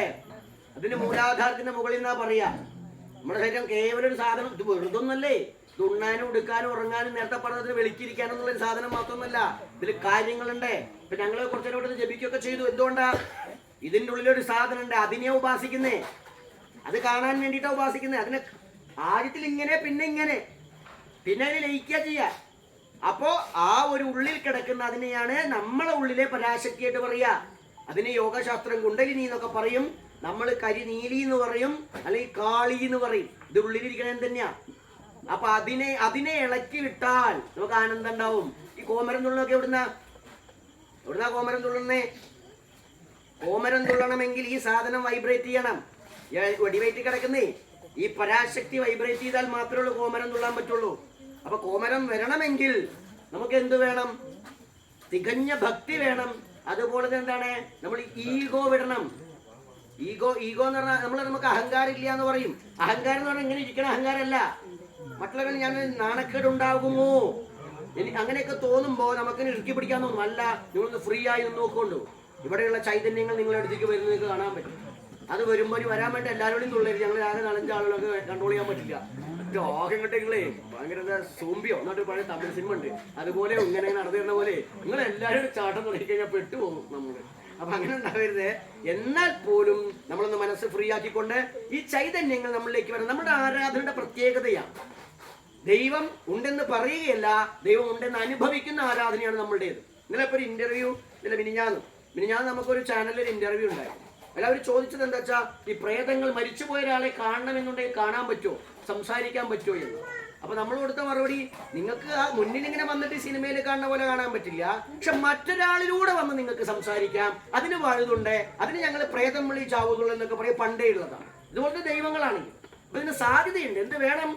വിളിക്കുമ്പോൾ റെഡി ആയിട്ട് ഞങ്ങളിൽ വരണേ എന്ന് പ്രാർത്ഥിച്ചിരിക്കുന്ന ആൾക്കാരുണ്ടാവണം. അല്ലാണ്ട് ഞാൻ വരൂല എന്ന് പറഞ്ഞു കഴിഞ്ഞാൽ വരില്ല. അവനെ പ്രത്യക്ഷത്തിൽ കാണാൻ പറ്റും. അപ്പൊ ഈ പറയുന്ന അടയാളങ്ങൾ ആ ദേവിയുടെ സ്വരൂപമാണ്. ഇതുപോലെ തന്നെ ഇപ്പൊ ഇവിടെ കരിങ്കുട്ടിയുടെ മുന്നിൽ നമ്മൾ 24 കള വരച്ചിരിക്കുന്നത്. 24 കളുണ്ട്, 16 പുറത്ത് 8 കളവും. ഇത് കരിങ്കുട്ടിയുടെ ജോമെട്രിക്കൽ രൂപം എന്നാ പറയാ, മാത്തമാറ്റിക്കൽ രൂപം. അതപ്പോ എന്താണ്, ഇങ്ങനെ കള്ളിയിലാണ് രൂപം. ചാത്തങ്ങനെ കള്ളിയായിട്ടാണ്, ചാത്തൻ കള്ളിയായിട്ട് വരുന്നതല്ല. ഈ ഓരോ കള്ളിയിലും ഓരോ അർത്ഥങ്ങളാണ്. അച്ചാൽ ഈശ്വരൻ തൊട്ടിട്ട് നമ്മൾ വരെ എണ്ണുമ്പോ 24 സംഖ്യ വരണം. അപ്പൊ അതിനെ പറയാം, നമ്മൾ പറയാം അപ്പൊ എന്താ, പഞ്ചഭൂതങ്ങളും. പഞ്ചഭൂതങ്ങൾ തന്നെ ആകാശം, അതുപോലെ തന്നെ വായു, പിന്നെ കൂടാതെ അഗ്നി, ജലം, ഭൂമി. 5 കാര്യങ്ങൾ. പിന്നെ പഞ്ചേന്ദ്രിയങ്ങൾ, കണ്ണ്, നാക്ക്, മൂക്ക് എന്നൊക്കെ സംഭവങ്ങളൊക്കെ ഇല്ലേ. കർമ്മേന്ദ്രിയങ്ങൾ, ജ്ഞാനേന്ദ്രിയങ്ങൾ, 15 അവിടെയായി. ഇങ്ങനെ 24 എണ്ണം എണ്ണുന്നതാണ് 24 കൾ. അപ്പൊ എന്താണ്, ഈ പ്രപഞ്ചം തന്നെയാണ് കരിങ്കുട്ടി. അപ്പൊ കേവലം പോത്തും പുറത്ത് മുടിങ്കോലും പിടിച്ചു വരുന്ന ആളല്ല. എന്താ പോത്തും പുറത്ത് വന്നേ? ഇന്ന് പോത്തും പുറത്ത് നമ്മളെ കാർഷിക വൃത്തിയുമായി ബന്ധപ്പെട്ട പോത്ത് അല്ലേ. പണ്ട് നമ്മളൊന്നും പോത്തിറച്ചി കഴിക്കില്ല. ഇന്നലെ ഇപ്പൊ അതുപോലെ തന്നെ ആരാ ചോദിച്ചു എന്നോട്, നമുക്ക് പോത്തിറച്ചി കഴിക്കാൻ പറ്റും, ചാത്തന്റെ വാഹനം. അപ്പൊ ഞാൻ പറഞ്ഞു, ചാത്തന്റെ പോത്തിനെ പിടിച്ച് തിന്നണം. കാരണം വെച്ചാൽ തിന്നാൻ വേണ്ടിട്ട് പോയി ചോദിക്കുന്നത്. പിന്നെ അതിനെന്താ പറയാൻ പറ്റുക? തിന്നാൻ ആഗ്രഹം ഉണ്ടായിട്ട് തിന്നാൻ പറ്റുമോ വെച്ചാൽ തിന്നണ്ടായിരുന്ന ആ ചാവുന്ന ഒരു ആഗ്രഹമല്ലേ. അടുത്ത ജന്മം എടുക്കണേ. എന്നിട്ട് ഏതെങ്കിലും ഒരു മുസ്ലിം സഹോദരനായിട്ടോ മറ്റുള്ള സഹോദരനായിട്ടോ ജനിക്കണം. ഈ ഹിന്ദുക്കൾ തന്നെ പോത്തർച്ചി തിന്നാൻ വിധിക്കപ്പെട്ട ആളുകളുണ്ട്. അതായിട്ട് ഇത് തിന്നാനായിട്ട് എന്തിനാ പാവന് ജനിക്കണേ? അത് ഭൂമിക്ക് ഒരു ഭാരമുണ്ട. ചാത്തന്റെ പോത്തിനെ തിന്നണ്ട. കാരണം ചാത്തന്റെ പോത്ത് കാട്ടുപോത്താണ്. അതിനപ്പോ തിന്നു കഴിഞ്ഞാൽ പോലീസ് എന്തെങ്കിലും പിടിച്ചുണ്ടോ ഫോറസ്റ്റ്? അപ്പൊ അതല്ല. അപ്പൊ എന്താ പോത്തായി പോത്ത. അങ്ങനെ പോത്തിന്റെ പുറത്ത് വരുമ്പോഴും അറിയാ, ഒരിക്കലും ഇപ്പൊ ദുർഗ കാണാ സിംഹത്തിന്റെ മുകളിൽ അല്ലേ. ദുർഗ സിംഹത്തിന്റെ മുകളിൽ, ശിവൻ കാളയുടെ മുകളിൽ. കാളഭൈരവൻ ഏ കാളഭൈരവൻ, കാളപ്പുറത്ത് പണിമന്ത്രം പൊഴിഞ്ഞ നേരോ തോറ്റു ചുറ്റും കാളപ്പുറത്ത് വരുന്ന ഭൈരവൻ, ചാത്തൻ. അങ്ങനെ അപ്പോ അത് രൂപത്തിൽ നമുക്ക് കാളയാണെങ്കിലും പോത്താണെങ്കിലും അർത്ഥം അതല്ല. നമ്മൾ മലബാരത്ത് പഠിക്കുന്ന നേരത്തെ ഇവിടെ തോറ്റനെ ശ്രദ്ധിച്ചാൽ കേൾക്കാൻ പറ്റും. കാട്ടി പോത്താവരിണ് കട്ടോ പോത്തിൻ വലങ്കൊമ്പ് പിടിച്ചാങ്ങളെ. പോത്തിന്റെ വലങ്കൊമ്പ് പിടിക്കാൻ പറയും. പോത്ത് വരുന്നുണ്ട്. ഈ പോത്ത് വന്ന് പോത്തിന്റെ വലങ്കൊമ്പ് പിടിച്ചിട്ട് എന്ത് കാര്യമുള്ള? പോത്ത് വലിച്ചോണ്ടാവില്ലേ. അപ്പൊ ആ പോത്തല്ല പോത്തെ, ഈ പോത്ത്. ഇത് പോത്ത് എന്ന് പറഞ്ഞു കഴിഞ്ഞാൽ നേരത്തെ പറഞ്ഞ പോലെ ഉള്ളിൽ കിടക്കുന്ന ജീവശക്തി പറഞ്ഞില്ലേ, അത് നമ്മളിങ്ങനെ ധ്യാനത്തിലിരിക്കുമ്പോഴേ അതിനിട്ട് പൊന്തി വരും. അപ്പൊ അതിനെ കൺട്രോൾ ചെയ്ത് പിടിക്കണം. കൺട്രോൾ ചെയ്ത് പിടിച്ചെന്തായി? നമ്മുടെ കയ്യിലായി. അതിന്റെ പോലെ എന്താണ് ചാത്തൻ എന്ന് പറഞ്ഞാല് സത്യമാണ്. എന്താ സത്യം? ഈശ്വരനാണ്. ആ ഈശ്വരൻ കേറി വരുന്ന ഇതിന്റെ മുകളിലാ. ഇതിന്മ പിടിച്ചാൽ പാറി പറന്നങ്ങ് പോകാവേണേ. പിന്നെ നമ്മള് ഹെയറില, ഇപ്പോഴത്തെ ട്രോളിന്റെ ഹെയർ അല്ലട്ടാ. ഈ ഹെയർ എന്ന് പറഞ്ഞാൽ നമ്മൾ ആനന്ദത്തിലാണ്. നമുക്ക് അഭിവൃദ്ധി ഉണ്ടാവും. അപ്പൊ അതുകൊണ്ടാണ് പോത്ത് എന്ന് പറഞ്ഞത്. ശബരിമലത്തെ കഥ പറയുമ്പോ നമ്മളെന്തറിയാം, മഹിഷത്തെ കൊന്നു എന്നാ പറയാ. അങ്ങനെ സംഭവം ഇല്ല കേട്ടോ. മഹിഷി മർദ്ദൻ എന്നേ പറഞ്ഞിട്ടുള്ളൂ. മർദ്ദിക്കാന്ന് പറഞ്ഞാൽ കൊല്ലാനുള്ള അർത്ഥമില്ല, ഒതുക്കാനുള്ള അർത്ഥമുണ്ട്. എന്താ കാര്യം, നമ്മുടെ ആചാര പാരമ്പര്യത്തിന്റെ ശേഷിപ്പാണ് ശബരിമലയൊക്കെ ഉള്ളത്. അപ്പൊ അതിനെ കൊല്ലുന്നില്ല, അതിനെ മെലിക്കുകയാണ്. പക്ഷെ എന്തായി പിന്നീട് പറഞ്ഞു എന്താക്കി, അങ്ങനെ നമുക്ക് പോത്തിനെ കൊല്ലാൻ പറ്റുമോ? പറ്റില്ല, നമ്മളാരും പോത്തിനെ കൊല്ലില്ല. പിന്നെ എങ്ങനെയാണ് അയ്യപ്പൻ പോത്തിനെ കൊല്ലുക? സാധ്യല്ല. അപ്പൊ ആ കഥ ഇനി അങ്ങനെ കരുതരുത്. മഹിഷി മർദ്ദന 6 യോഗിനികളുണ്ട്. പ്രധാനമായിട്ടും 6 യോഗിനികളുണ്ട്. 6 യോഗിനികളും എന്റെ 6 മുഖങ്ങളാകുന്നു. ആ 6 യോഗിനികൾ എങ്ങനെയാണ് ഇരിക്കുന്നത് പ്രഭോ എന്ന് പരാശക്തി പരമേശ്വരനോട് ചോദിക്കുവാണത്. ഈ പ്രപഞ്ചത്തിൽ കാണുന്ന നാരീരൂപങ്ങളെല്ലാം, അത് പൂച്ചയാവാം ഈച്ചബന്ധമാം, നാരീരൂപങ്ങളെല്ലാം ഈ പരാശക്തിയാണ്. അപ്പൊ നിങ്ങളൊക്കെ ഇവിടെ അമ്മമാരെല്ലാം പരാശക്തിമാരാണ്. അമ്മ എന്ന് പറഞ്ഞു കഴിഞ്ഞാൽ പിഞ്ചോ വൈദ്യങ്ങളെ അടക്കം ഉൾപ്പെടുത്തിയിട്ടാ പറയുന്നത്. സ്ത്രീ അവരെയൊക്കെ ഉൾപ്പെടുത്തിയിട്ടാണ്. അങ്ങനെയുള്ളവർ ഉപദ്രവിക്കരുതേ. അത് ഉപദ്രവിച്ചാൽ യോഗിനി ശാപത്തിനിടയാകും. എന്നിട്ട് കൊള്ളരുതായ്മ കാണിക്കരുതേ. നമ്മൾ യോഗിനിയായിട്ട് ഒരു നാളെ തൊട്ടാണ് കച്ചവടം നമ്മൾ പെട്ടുപോകില്ല അല്ലേ? നമുക്കൊന്നും പറയാനും പറ്റില്ലെങ്കിൽ. അപ്പൊ അങ്ങനെ ഉണ്ടാവും. ആ യോഗിനി ആകും എന്ത് വേണം, നമുക്ക് ആ ഒരു മാതൃത്വം മറ്റുള്ളവരോട് ഉണ്ടായിരിക്കണം. നമ്മളും പരമാവധി കച്ചവടം ഉണ്ടാക്കാൻ നിൽക്കാൻ പാടില്ല. അപ്പൊ അതുകൊണ്ട് സ്ത്രീകളെ നമ്മൾ ഉപദ്രവിക്കില്ല. അപ്പൊ മഹിഷി എന്ന് പറഞ്ഞാൽ എന്താ, എരുമയോ അങ്ങനല്ലേ പറയാ? പോത്തിലെ പെണ്ണിന് എരുമ എന്നല്ലേ പറയാ? എരുമേനെ ഒന്നും ചെയ്യാൻ പാടില്ല, പക്ഷെ അവിടെ പറയാ. അപ്പൊ എന്തുകൊണ്ടാ കാരണം? അപ്പൊ അതിന്റെ അർത്ഥം ഒന്നതല്ല, അയ്യപ്പൻ ഈ രീതിയിൽ അറിവിനെ നേടി. പിന്നെ ഇവിടെ മുത്തപ്പ ഈ ആദി ഗുരുവിനും പരിമാന ഗുരുവിനൊക്കെ നമ്മൾ 5 കളമാണ് പറ്റിട്ടുള്ളത്. 5 കള. എന്താ 5 കളത്തിന്റെ പ്രത്യേകത? അവിടെ തന്ത്രശാസ്ത്രത്തിൽ വാക്കിട്ട് വീരാവലി പഞ്ചകം. വീരന്മാർ 5 വീരന്മാരുണ്ട്. ഇത്ര എല്ലാം നമുക്ക് മനസ്സിലാവില്ല. പക്ഷെ എന്തിനാ പറയണ അറിയോ? ഈ കാണുന്നതും കേൾക്കുന്നതും മാത്രമല്ല വേറെ എന്തൊക്കെ ഉണ്ടെന്ന് മനസ്സിലാക്കാം. അതിന് വേണ്ടാ പറയുന്നത്. 5 കള്ളി വീരാവലി പഞ്ചകം. 5 വീരന്മാരുണ്ട്. തന്ത്രശാസ്ത്രത്തിൽ പറഞ്ഞത് ഭഗവാൻ പറയണ 5 വീരന്മാരുണ്ട്. ആരാ 5 വീരന്മാര്? ഈ വീട്ടിലെ, ഇപ്പൊ ഈ വീട്ടിലാണെങ്കിൽ ഈ വീട്ടിലെ ആരാ കാരണം വിളിച്ച അയാളും അയാളുടെ അച്ഛൻ അയാളുടെ അങ്ങനെ 5 പേരുണ്ടാവില്ലേ? അതാണ് ഇപ്പൊ എന്റെ അച്ഛ എന്നൊക്കെ പറയും. ഇതാണ് 5 വീരന്മാർ. ഈ 5 വീരന്മാർ ഉൾക്കൊണ്ടിട്ടാണ് ഒരു ഗുരു ഉണ്ടാവുക. അതാണ് 5 കളം. 5 കള. ഗുരുക്കന്മാർക്ക് 5 കളയുണ്ട്. അപ്പൊ പല സ്ഥലത്തും പല കർമ്മികളും പല കളാട്ടോട് നിങ്ങളെ പറയും അവരോട് കച്ചവടം ഉണ്ടാക്കാൻ നിൽക്കരുത്. അതെന്താന്ന് പറഞ്ഞു തരേണ്ട ഉത്തരവാദിത്തം അവർക്കുണ്ട്. ഈ കളങ്ങൾ എന്ന് പറഞ്ഞ ചിത്രമല്ല, ചിത്രപ്പണിയല്ലത്. അപ്പൊ കളം വരയ്ക്കുമ്പോ എന്താ ഈ കളം എന്ന് ചോദിച്ചാൽ അതിന് മറുപടി പറയാൻ പറ്റണം. എങ്ങനെ വേണം? ഇത് ദൈവത്തിന്റെ രൂപമെന്നല്ല, അതിലൊരു അതാണ് ഇയാൾ ഫിലോസഫി എന്ന് പറഞ്ഞു. തത്വജ്ഞാനം, തത്വം പറയാൻ അറിയണം. തത്വം എന്താണിത്? അപ്പൊ 5 വീരന്മാരാണ്. അത് മാത്രമല്ല പഞ്ചഭൂതങ്ങളാണ്, പഞ്ചേന്ദ്രിയങ്ങളാണ്. അപ്പൊ അതിനാണ് 5 കളട്ടിരിക്കുന്നത്. ഇതുപോലെ തന്നെ ഭൈരവൻ, കാളഭൈരവൻ നമ്മൾ എന്തിരിക്കുന്നു? റൗണ്ടിന്റെ ഉള്ള ചിത്രം വെച്ചിരിക്കുന്നത്. വൃത്തം, ബിന്ദു, അതൊക്കെ ഒരുപാട് നീണ്ടുപോകുന്ന തത്വജ്ഞാനമാണ്. ഇവിടെ പറഞ്ഞാൽ നമുക്ക് ഉറക്കം വരും. എന്തായാലും വട്ടത്തിലാണ്, ബിന്ദുവാണ്. ബിന്ദു പറഞ്ഞാൽ പെൺകുട്ടിയല്ല കേട്ടോ. ആരംഭം. നമ്മൾ ചോക്ക് വെച്ച് ബോർഡിൽ വരികയാണെങ്കിൽ ഫസ്റ്റ് ടച്ച് ചെയ്യില്ലേ, എന്നിട്ടല്ലേ വലിക്കുള്ളൂ. അപ്പൊ ആ ടച്ച് എന്ന് പറയുന്നത് ആരംഭം ഇല്ലേ?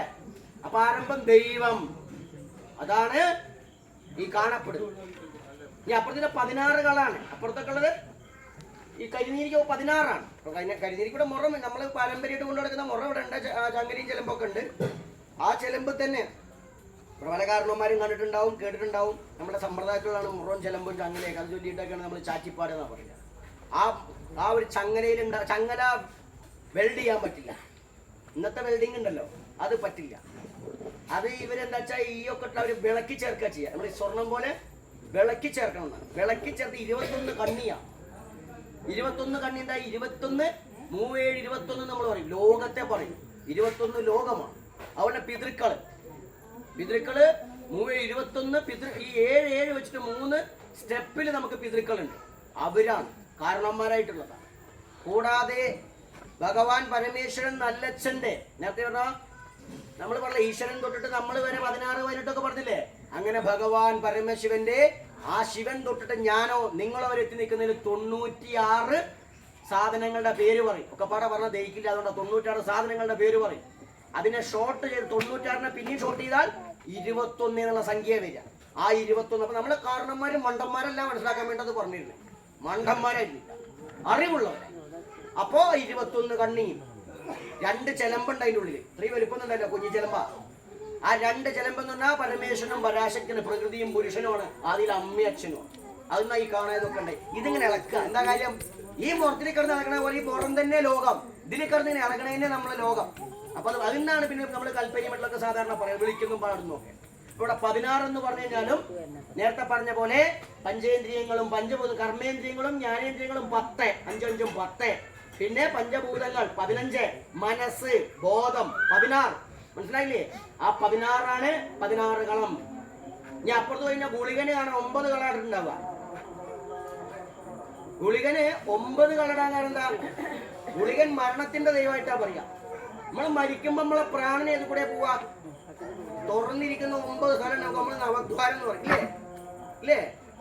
അപ്പൊ ആ 9 സ്ഥലത്ത് ഏത് കൂടെ വേണം പോവാ? നവദ്വാരങ്ങളിൽ ഏതിലൂടെയെങ്കിലുമാണ് പ്രാണൻ പുറത്തേക്ക് പോവാ. മനസ്സിലായില്ലേ? അതോടെ തല അനുസരിച്ചിരിക്കും. ആത്മഹത്യക്ക് ചെയ്താൽ എന്താണ്ടാവും അറിയോ? ഇങ്ങനെ പോവൂല, ഇങ്ങനെ പോവാ. ഓന്റെ അവസ്ഥ എന്താവും അറിയാം? ഓന്റെ അല്ല ഓളുടെ ആണെങ്കിലും അതേ ഗതിയായിരിക്കും. പിന്നീന്ന് അറിയിക്കണം. ഇവിടെ വല്ല കടത്തിലോ അല്ലെങ്കിൽ വേറെ ഭാര്യ അങ്ങോട്ട് പോയി, ഭർത്താവ് ഇങ്ങോട്ട് പോയി, കുട്ടികൾ മുണ്ടില്ലാക്കാൻ വേണ്ട എന്തെങ്കിലും ചെയ്യാ, എന്താ ഉണ്ടാകുക അറിയോ? പിന്നെയും നമ്മള് അതോ ഗതിയിലേക്കാണ് പോവുക. പിന്നെ നരയിക്കാനാ പിന്നെയും ജനിക്കുക.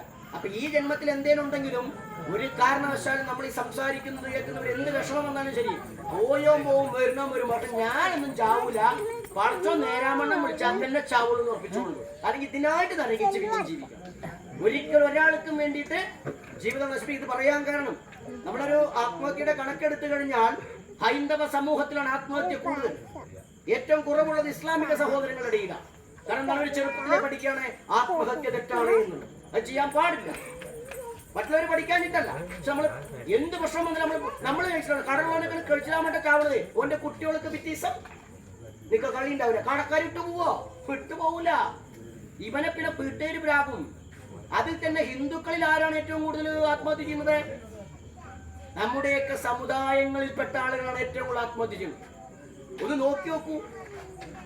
ഒരു കൃത്യമായി ഭക്ഷണമില്ലാതെ, ഒരു ഭാര്യയുടെ അടുത്ത് ഇരിക്കാൻ പറ്റാതെ, കിടക്കാൻ പറ്റാതെ, മക്കളെ സ്നേഹിക്കാൻ പറ്റാതെ, വിദ്യാഭ്യാസമില്ലാതെ, വഴി നടക്കാൻ പറ്റാതെ, മനുഷ്യനായി പോലും പരിഗണിക്കപ്പെടാതെ എന്നൊരു കാലഘട്ടത്തിൽ അത്ര കണ്ട് പീഡനങ്ങൾ അനുഭവിച്ചിട്ടും ഒരു തരത്തിലും മരണം എന്ന് ചിന്തിക്കാതിരുന്ന ഈ പ്രകൃതിയോട് പടപൊരുതിയ ആളുകളുടെ മക്കളാണ് കേവല വിഷയത്തിന്റെ പേരിൽ ആത്മഹത്യ ചെയ്യുന്നത്. മരക്കൊമ്പ് ഒരു വീക്ക്നെസ് ആയിരിക്കും.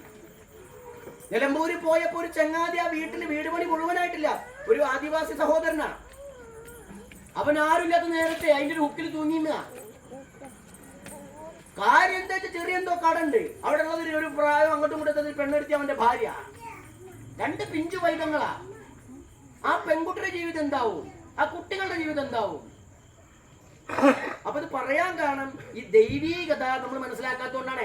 പ്രശ്നങ്ങൾ ഉണ്ടാകും. അവിടെ നമ്മളെ തരണം ചെയ്യണമെങ്കിൽ ഈശ്വരനെ മാത്രമേ നമ്മൾ വിളിച്ചുകൊണ്ടിരിക്കുക. ദൈവത്തെ വിളിക്കാം. ദൈവത്തെ വിളിച്ചുകൊണ്ട് സ്വാമി രക്ഷപ്പെടുവോ? ദൈവത്തെ വിളിക്കുമ്പോ വഴി തുറന്ന് കിട്ടേണ്ട. ദൈവം നാളെ തന്നെ പടച്ചോന്റെ ചോറ് തരുന്ന പോലെ ദൈവം ചോറ് തരില്ല, ചോറുള്ള മാർഗം കാണിച്ചു. കലാപമണിയല്ല നാട്ടിലടച്ച് പണിയാണ്. അതുകൊണ്ട് അങ്ങോട്ട് വന്നു പറഞ്ഞാൽ പണി കണ്ടിട്ട് നാട്ടിൽ പണിയില്ല പറഞ്ഞാൽ പറ്റില്ല.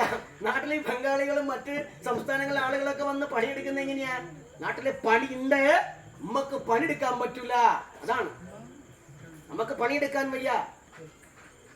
അപ്പൊ അവിടെയാണ് ഈ പറഞ്ഞ പോലെ മരണം സംഭവിക്കുമ്പോ നവദ്വാരങ്ങളിൽ ഏതെങ്കിലും ഒന്നിലൂടെ കടന്നു പോകും പ്രാണൻ. ആ നവദ്വാരങ്ങളെ നവനാഥന്മാർ എന്ന് വിളിക്കാം. നാഥന്മാരാണ്. നാഥനില്ലാത്ത പറയില്ലേ, നവനാഥന്മാരാണ്. ഇവിടെ 9 ഗുരുക്കന്മാരാ. തന്ത്രശാസ്ത്രമാണ് നമുക്ക് 9 ഗുരുക്കന്മാരാണ് പറയുന്നത്. ഗുരുക്കന്മാരെ പ്രത്യേകം എന്താ? അറിവ് തരുന്നവരാ ഗുരുക്കന്മാർ, ഇല്ലേ? അറിവ് തരുന്ന ആൾക്കാരല്ലേ നമ്മളെ ഗുരുക്കന്മാരെന്ന് പറയാ. നമുക്ക് അറിവ് കിട്ടണ എങ്ങനെയാ? നിങ്ങളിപ്പോ ഞാൻ പറയുന്നത് എങ്ങനെയൊക്കെ മനസ്സിലാവുന്നത് എങ്ങനെയാ? കേൾക്കുന്നുണ്ട് ഇല്ലേ? ഇത് ദ്വാരമാണ്. അപ്പൊ ഈ ദ്വാരത്തിലൂടെ ശബ്ദം അടിക്കുമ്പോൾ അറിവ് ലഭിക്കുന്നപ്പോ പറയുന്ന എന്നെ വിട്ടേക്കൂ. ഈ കേൾവിക്ക് ആധാരമായിരിക്കുന്ന ചെവി നിങ്ങൾക്ക് ആരാണ്? ഗുരുക്കന്മാരാണ്, ഗുരുവാണ്. പിന്നെ എന്നെ കാണുന്നു, കണ്ട് നിങ്ങൾ മനസ്സിലാക്കുന്നു. ഈ കൊരങ്ങനാണല്ലേ സംസാരിക്കണേ, ഇല്ലേ? അപ്പൊ എന്താണ് കാഴ്ച?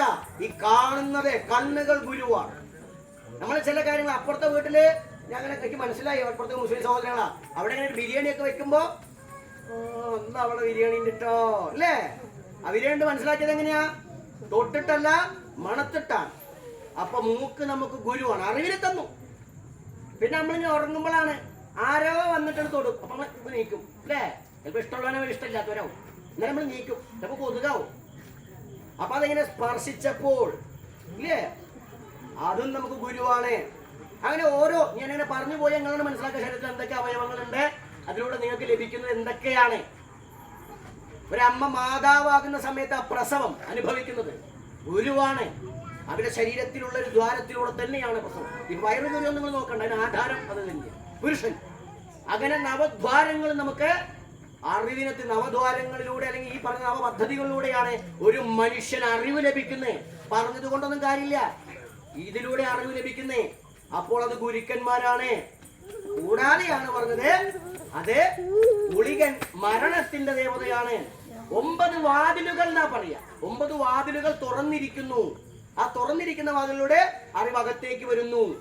ആ വാതിലൂടെ നമുക്ക് പുറത്തേക്കും പോകാം.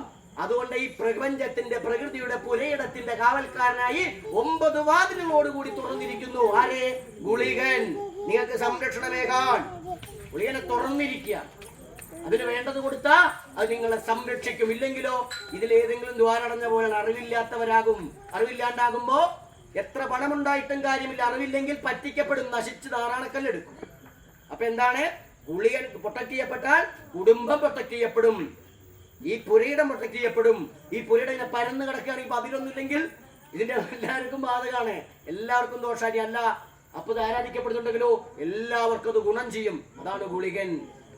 പിന്നെ അപ്പുറത്ത് വിട്ടൊരു കാര്യം, അപ്പുറത്ത് താഴെ കാണുന്ന ചൊവ്വയാണ്. ചൊവ്വയും ത്രികോണം തന്നെയാണ്.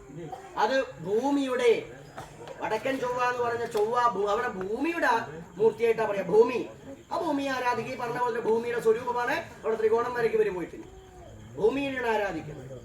അങ്ങനെ ഓരോ ചിത്രത്തിൽ ഓരോ രഹസ്യമുണ്ടെന്നും അതിനെ ആ പറയുന്ന ആ ഒരു തൃപ്തിയിലൂടെ നമ്മള് പ്രകൃതിയെ തൃപ്തിപ്പെടുത്തി ഈശ്വരനെ നമ്മൾ എപ്പോഴും പറയാറുണ്ട്, മുസ്ലിം സഹോദരങ്ങളുടെ അവർക്കന്നെ കൊടിയൊന്നുമില്ല ഞാൻ മനസ്സിലാക്കുന്നത്. പക്ഷെ എന്നാൽ പോലും അവർക്കൊരു കൊടി ഉണ്ടാവുമല്ലോ അല്ലേ? ആ കൊടിയുടെ നിറം എന്തായിരിക്കും? അതിലുള്ള ചിത്രം എന്തായിരിക്കും അല്ലേ? ചന്ദ്രക്കല ഒരു കുത്തുണ്ടാവും. ചന്ദ്രക്കല മാത്രമല്ല, പ്രവാചകൻ മുഹമ്മദ് നബി ആ ആളുകളോട് പറഞ്ഞതെന്ന് വെച്ചാൽ അരൂപിയായ ഈശ്വരനെ കുറിച്ചാ പറഞ്ഞത്. പക്ഷെ എവിടെയോ പിന്നീട് ചന്ദ്രക്കലയെ കടന്നു വന്നു. എന്താ അറിയോ?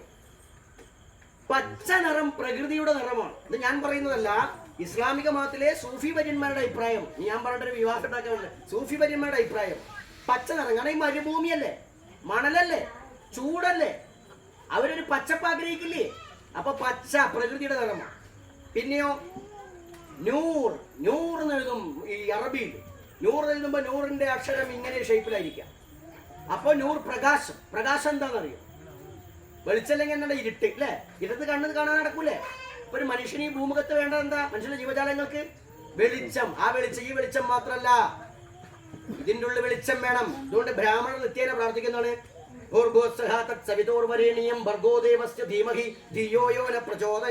അല്ലയോ സവിതാവേ. സവിതാവേ എന്ന് പറഞ്ഞാൽ പ്രപഞ്ചത്തിന് ആധാരം. അല്ലയോ പിതാവേ. ക്രിസ്തുവും മോസസും മൂസാ നബിയും കൃഷ്ണനും അതുപോലെ തന്നെ പൂർവികരായ മുത്തപ്പന്മാരും ഒരുപോലെ വിളിച്ച് പ്രാർത്ഥിച്ചു, അല്ലയോ പിതാവേ ഞങ്ങളുടെ ബുദ്ധി പ്രകാശിപ്പിക്കാൻ ഞങ്ങൾക്ക് ബുദ്ധി ഉണ്ടാവണേ പടച്ചോനെ എന്ന് പ്രാർത്ഥിച്ചു. അപ്പൊ അറിവ്, വെളിച്ചം, ആ വെളിച്ചം അറിവാ. ആ അറിവിന്റെ ഭാഗമായിട്ട് ചന്ദ്രക്കര വെച്ചത് മാത്രമാണോ? അല്ല.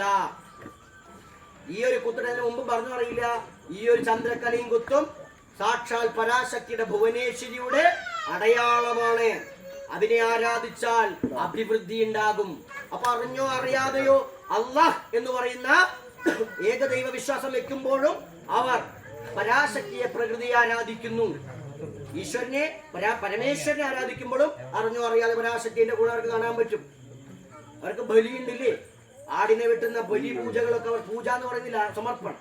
ബലിയാണ് സമർപ്പണം. ഇത്തരം കാര്യങ്ങൾ അവർക്കുണ്ട്. അവർക്ക് അഭിവൃദ്ധിയുമുണ്ട്. അവർക്ക് കൂട്ടമായ പ്രാർത്ഥനാ രീതി ഇല്ലേ? നമ്മൾ പലതും മറ്റുള്ളവരിൽ നിന്ന് കണ്ടുപഠിക്കണം. നമുക്ക് ഉണ്ടായിട്ടല്ല, നമ്മൾ ചെയ്യാനിട്ടാ. ഇവിടെ തന്നെ വന്നപ്പോ മാസത്തിലൊരു വിളക്ക് വെക്കുന്ന കാര്യമൊക്കെ പറയുമ്പോൾ നടക്കുവോ? അപ്പൊ സുബ്രഹ്മണ്യ സ്വാമി പറഞ്ഞു നടക്കും. പിന്നെ ഞാൻ ചോദിച്ചു നടക്കുവോ? കാരണം നമ്മളത് കുറേയിലെ കാണണു. അപ്പൊ സുബ്രഹ്മണ്യ സ്വാമി പറഞ്ഞു 250 മില്ലി എന്താ എണ്ണയുടെ കാര്യമല്ലേ ഉള്ളു വെച്ചു. അങ്ങനെയാണെങ്കിൽ കുഴപ്പമില്ല, പിന്നെ വിളിച്ചാൽ ഇതൊക്കെ ഇവിടെ നടക്കും തോന്നുന്നില്ല. പക്ഷെ ഞാൻ പറഞ്ഞത് ഈ തവണ നടന്നില്ലെങ്കിലും ഒരു 3 മാസം കൂടുമ്പോഴെങ്കിലും നടക്കണം. അങ്ങനെ നടന്നാൽ പോരാ, നിങ്ങളുടെ പങ്കാളിത്തം വേണം, കൂട്ടമായ പ്രാർത്ഥന വേണം. സംഘച്ഛബ്ദം സമ്മതത്വം സംബോമനാംശ ജാനതാം എന്നൊക്കെ ഈ പറയുന്ന ബ്രാഹ്മണിക് വേദങ്ങൾ പറയും. കൂട്ടപ്രാർത്ഥന. എന്തിനാ വെള്ളിയാഴ്ച ജുമാക്ക് എല്ലാ മുസ്ലിം സഹോദരങ്ങളും പോകുന്നേ? എന്തിനാ ഞായറാഴ്ച എല്ലാ ക്രൈസ്തവ സഹോദരൻ കുർബാന കൂടാൻ പോകുന്നേ? ഇതുപോലെ ബൗദ്ധന്മാർക്കും.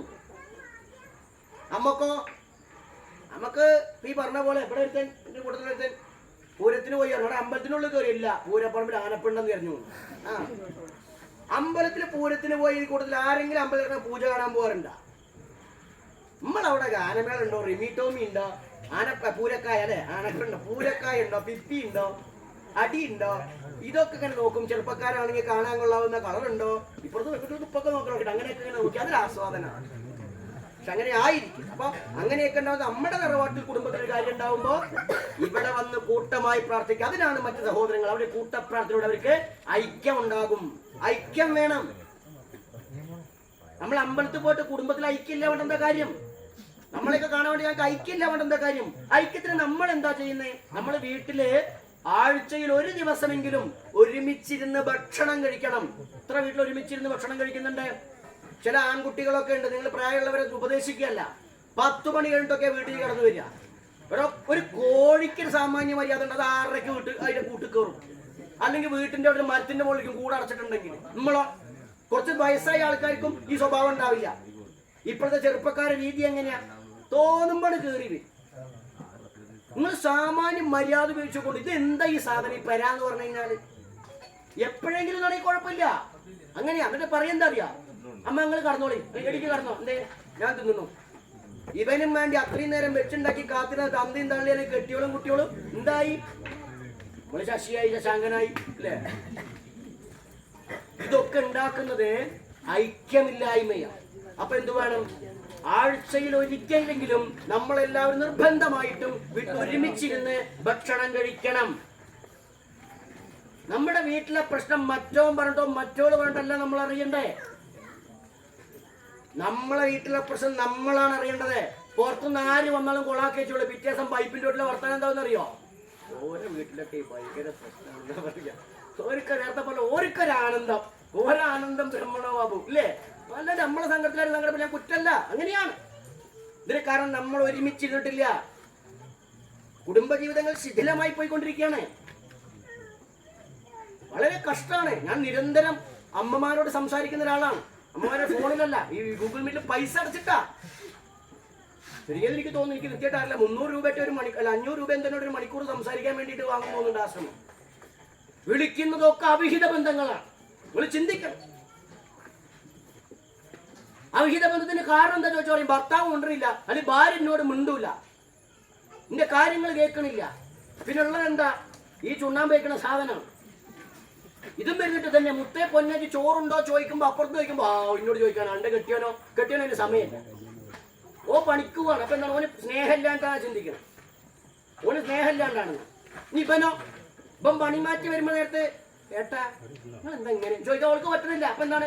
ഓൾക്ക് സ്നേഹമില്ലാണ്ട് ഓളി അടുക്കളയിൽ രാവിലെ തൊട്ട് അഞ്ചാവോളം പണിയെടുത്തിട്ട് ഒന്ന് നടന്നു കൊടുക്കാൻ വരുമ്പോ ഇവനോട് ശൃംഗരിക്കണില്ല എന്നുള്ള പ്രശ്നം. അപ്പൊ ഓനെന്താണ്? ചേട്ടാ നിങ്ങൾ ഭയങ്കര ഗ്ലാമറാണ്, നിങ്ങൾ ഇന്ന് കാണാൻ പറ്റുമോ? ഇത് ചോദിക്കുമ്പോ ഓനൊരു കുളിര. അതിന്റെ ഓൾക്ക് ഓൾക്ക് പാൻറ് ഇടാനോ ട്രൗസർ ഇടാനോ അല്ലെങ്കിൽ പറഞ്ഞ ബിഗിനി ഇടാനോ സമയമില്ല. ഇതിന്റെ ഒപ്പം നടക്കാൻ തൊട്ട് അല്ല ഇന്നോട് കുറച്ച് ടൈം വരുന്നുണ്ട്. ഇങ്ങനെ എത്രയും അറിയും വിളിക്കുന്ന 99%. എനിക്ക് ഞാൻ പലപ്പോഴും എന്റെ പിള്ളേരോട് പറയാം, പെണ്ണ് കെട്ടണ്ടെന്നാ ഞാൻ പറയുന്നത്. കാരണം അർത്ഥമില്ല വിവാഹ ജീവിതത്തിന്. ഇപ്പൊ പിന്നീട് അമ്മമാര് അല്ലെങ്കിൽ ഈ മുതിർന്ന ആളുകൾ പലരും അഡ്ജസ്റ്റ്മെന്റോട് കൂടിയിട്ടാണ് ജീവിക്കുന്നത്. ഇത് തന്നെയാണ് കുടുംബജീവിതം. പക്ഷെ നമ്മൾ ഇന്ന് മനസ്സിലാക്കുന്നത് എന്താ വെച്ചിട്ട് അതൊന്നല്ല. ഈ സിനിമയിൽ കാണുന്ന പോലെയെന്നാണ്. ഇതെവിടെ നിന്നുണ്ടാകുന്നു? ഇതൊക്കെ ഇത്തരം കേന്ദ്രങ്ങളും ഇതിനോടുള്ള ബന്ധവും ഇല്ലാണ്ടായി മനുഷ്യൻ. നമുക്ക് പുരോഗമനം വേണം, നമുക്ക് എല്ലാവർക്കും നവോത്ഥാനം വേണം, ഒക്കെ വേണം. പക്ഷെ ഇത്തരം കാര്യങ്ങൾ കൊണ്ടുണ്ടായിരുന്ന ചില ഗുണങ്ങൾ അത് കുടുംബത്തെ ഉറപ്പിച്ചു നിർത്തിയിരുന്നു, തറവാടിനെ ഉറപ്പിച്ചു നിർത്തിയിരുന്നു. ഒപ്പം നമ്മൾ പതറുമ്പോ നമുക്കിങ്ങനെ എവിടുന്നാമില്ലാത്തൊരു കൈയിനെ ഒന്ന് സഹായിക്കും.